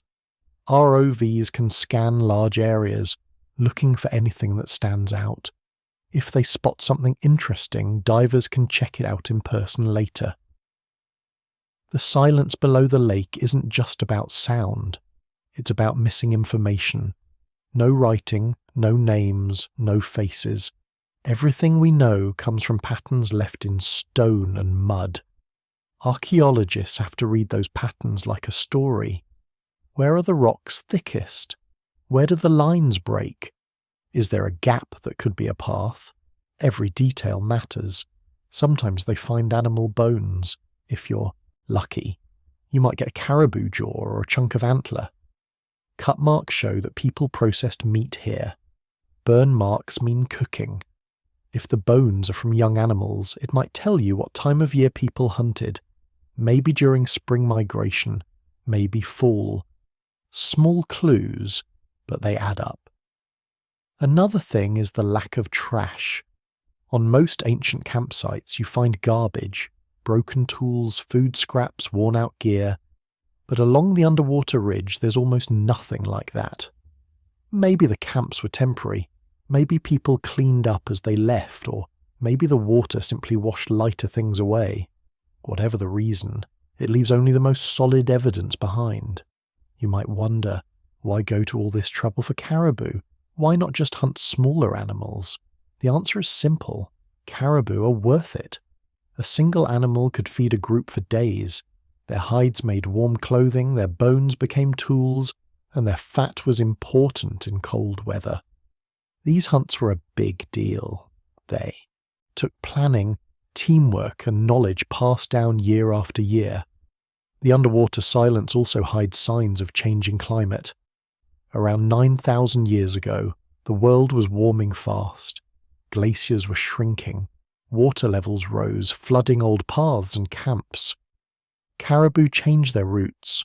People had to move, adapt, or find new ways to survive. Some groups followed the animals north. Others stayed and fished more, or gathered wild plants. You can see these shifts in the kinds of tools found, or in the places where camps show up. One of the biggest surprises for scientists was how fast everything changed. Maps show that in just a few centuries, whole regions went from dry land to lake bottom. Imagine growing up in a place, knowing every hill and path, and then watching the water creep higher every year. Generations would have seen their world disappear, little by little. But the silence isn't just about loss, it's also about what survives. The stone roads, the hunting blinds, the scattered fire pits. They're evidence of people who figured out how to thrive in a changing world. They didn't just give up, they learned, they adjusted, passed on what they knew. There's another kind of evidence hidden in the silence, stories. Not written down, but told and retold for centuries. Stories about the land that once existed, about great hunts and hard winters, about the water rising higher each year. Sometimes these stories match what scientists find. Other times, they're different. But together, they fill in the blanks. Think about the scale for a second. The underwater ridge stretches for miles, but it's just one piece of a much bigger landscape. All around the world, there are places like this, lost under lakes, rivers, or seas. Each one has its own silent story waiting for someone to listen. Even with all our technology, there's more we don't know than what we do. Every dive reveals something new. Sometimes it's a tool, sometimes it's just more questions. Why did people build the blinds in this exact spot? How did they move the heavier stones?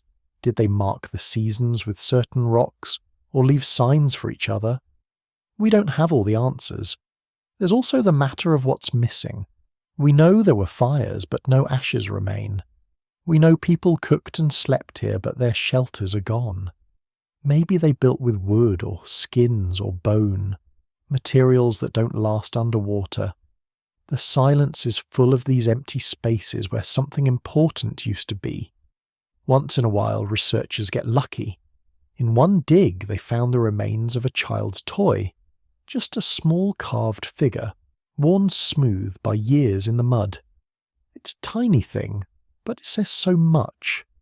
Not just about survival, but about family, about children playing while adults worked, about ordinary moments that matter as much as the big ones. The silence underwater is also about respect. Every rock moved, every bone found is treated with care. Researchers know these are not just artifacts. They're the last traces of lives lived long ago. That's why teams include members from local indigenous groups. They help guide the work, share stories, and make sure the past is honoured, not just studied. You start to realise that the silence isn't empty at all, it's full of meaning. Every time a diver swims along the ancient road, they're following a path someone else walked long before. Every stone touched is a handshake across time. What's really fascinating is how each new discovery changes what we think we know. Sometimes finding a single tool or bone means rewriting part of history. Maybe people lived here longer than we thought. Maybe they hunted in ways nobody expected. The silence breaks open just a little and lets in new ideas. But there will always be more questions. There will always be gaps in the story. That's not a bad thing. It means there's still mystery left in the world. Still places where silence keeps its secrets. And maybe that's why these underwater finds matter so much.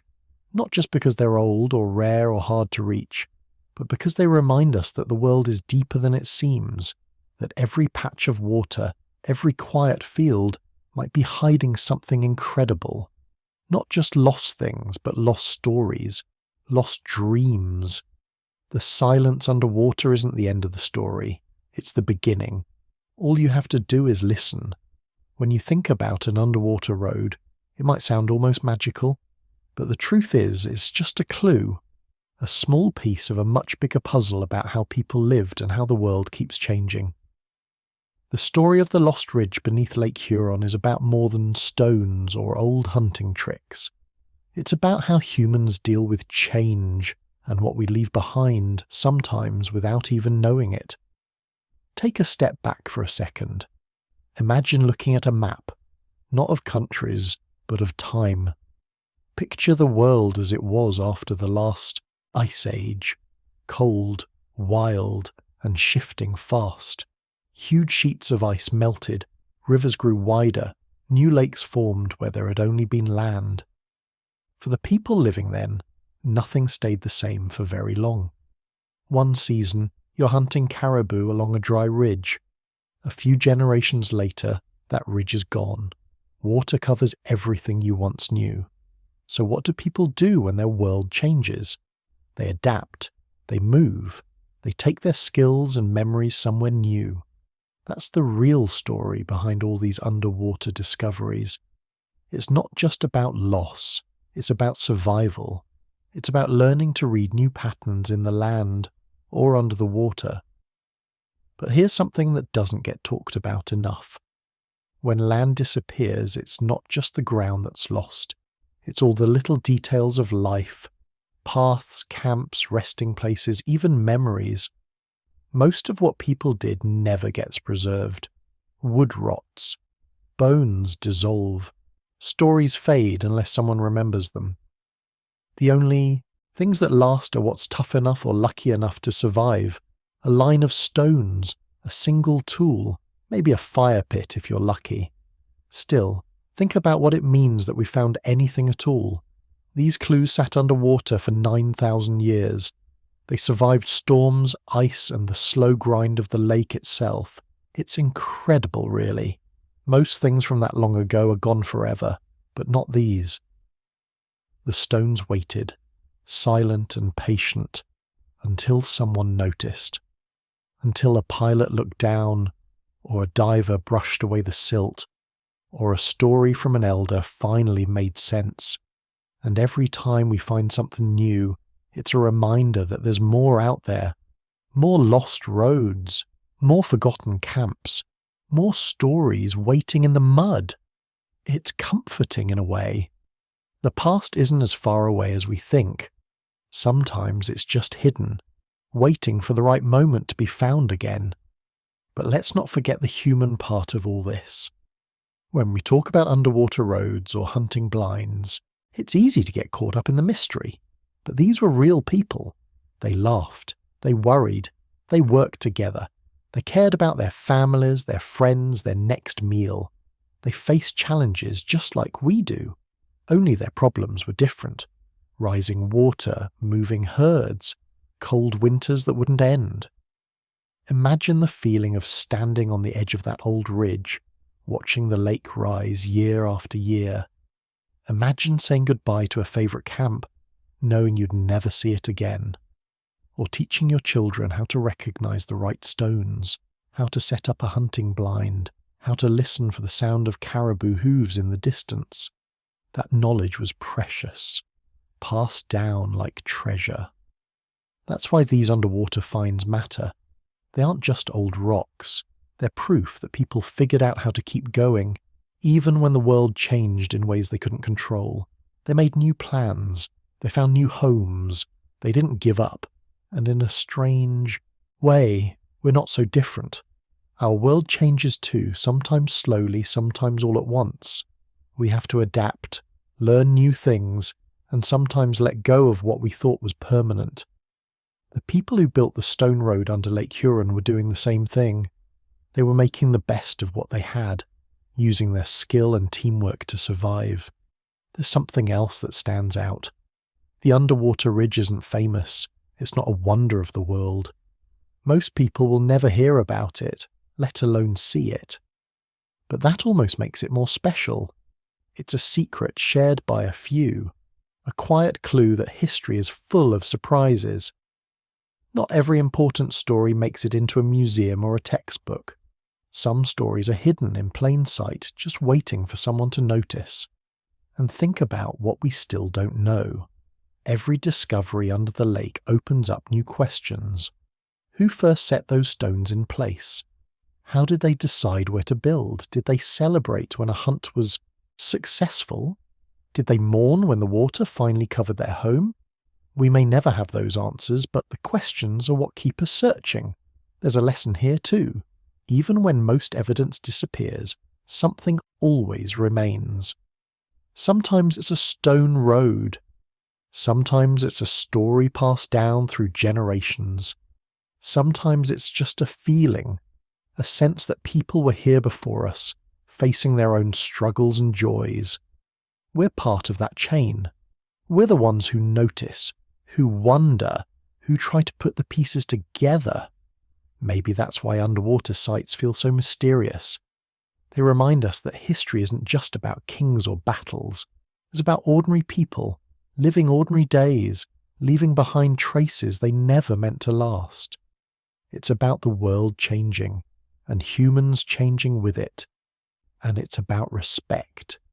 Every time divers or scientists explore these sites, they're careful. They know they're not just moving rocks, they're touching someone's past. That past deserves care. It deserves to be remembered, not just studied. So as you drift off tonight, picture that silent world below the lake.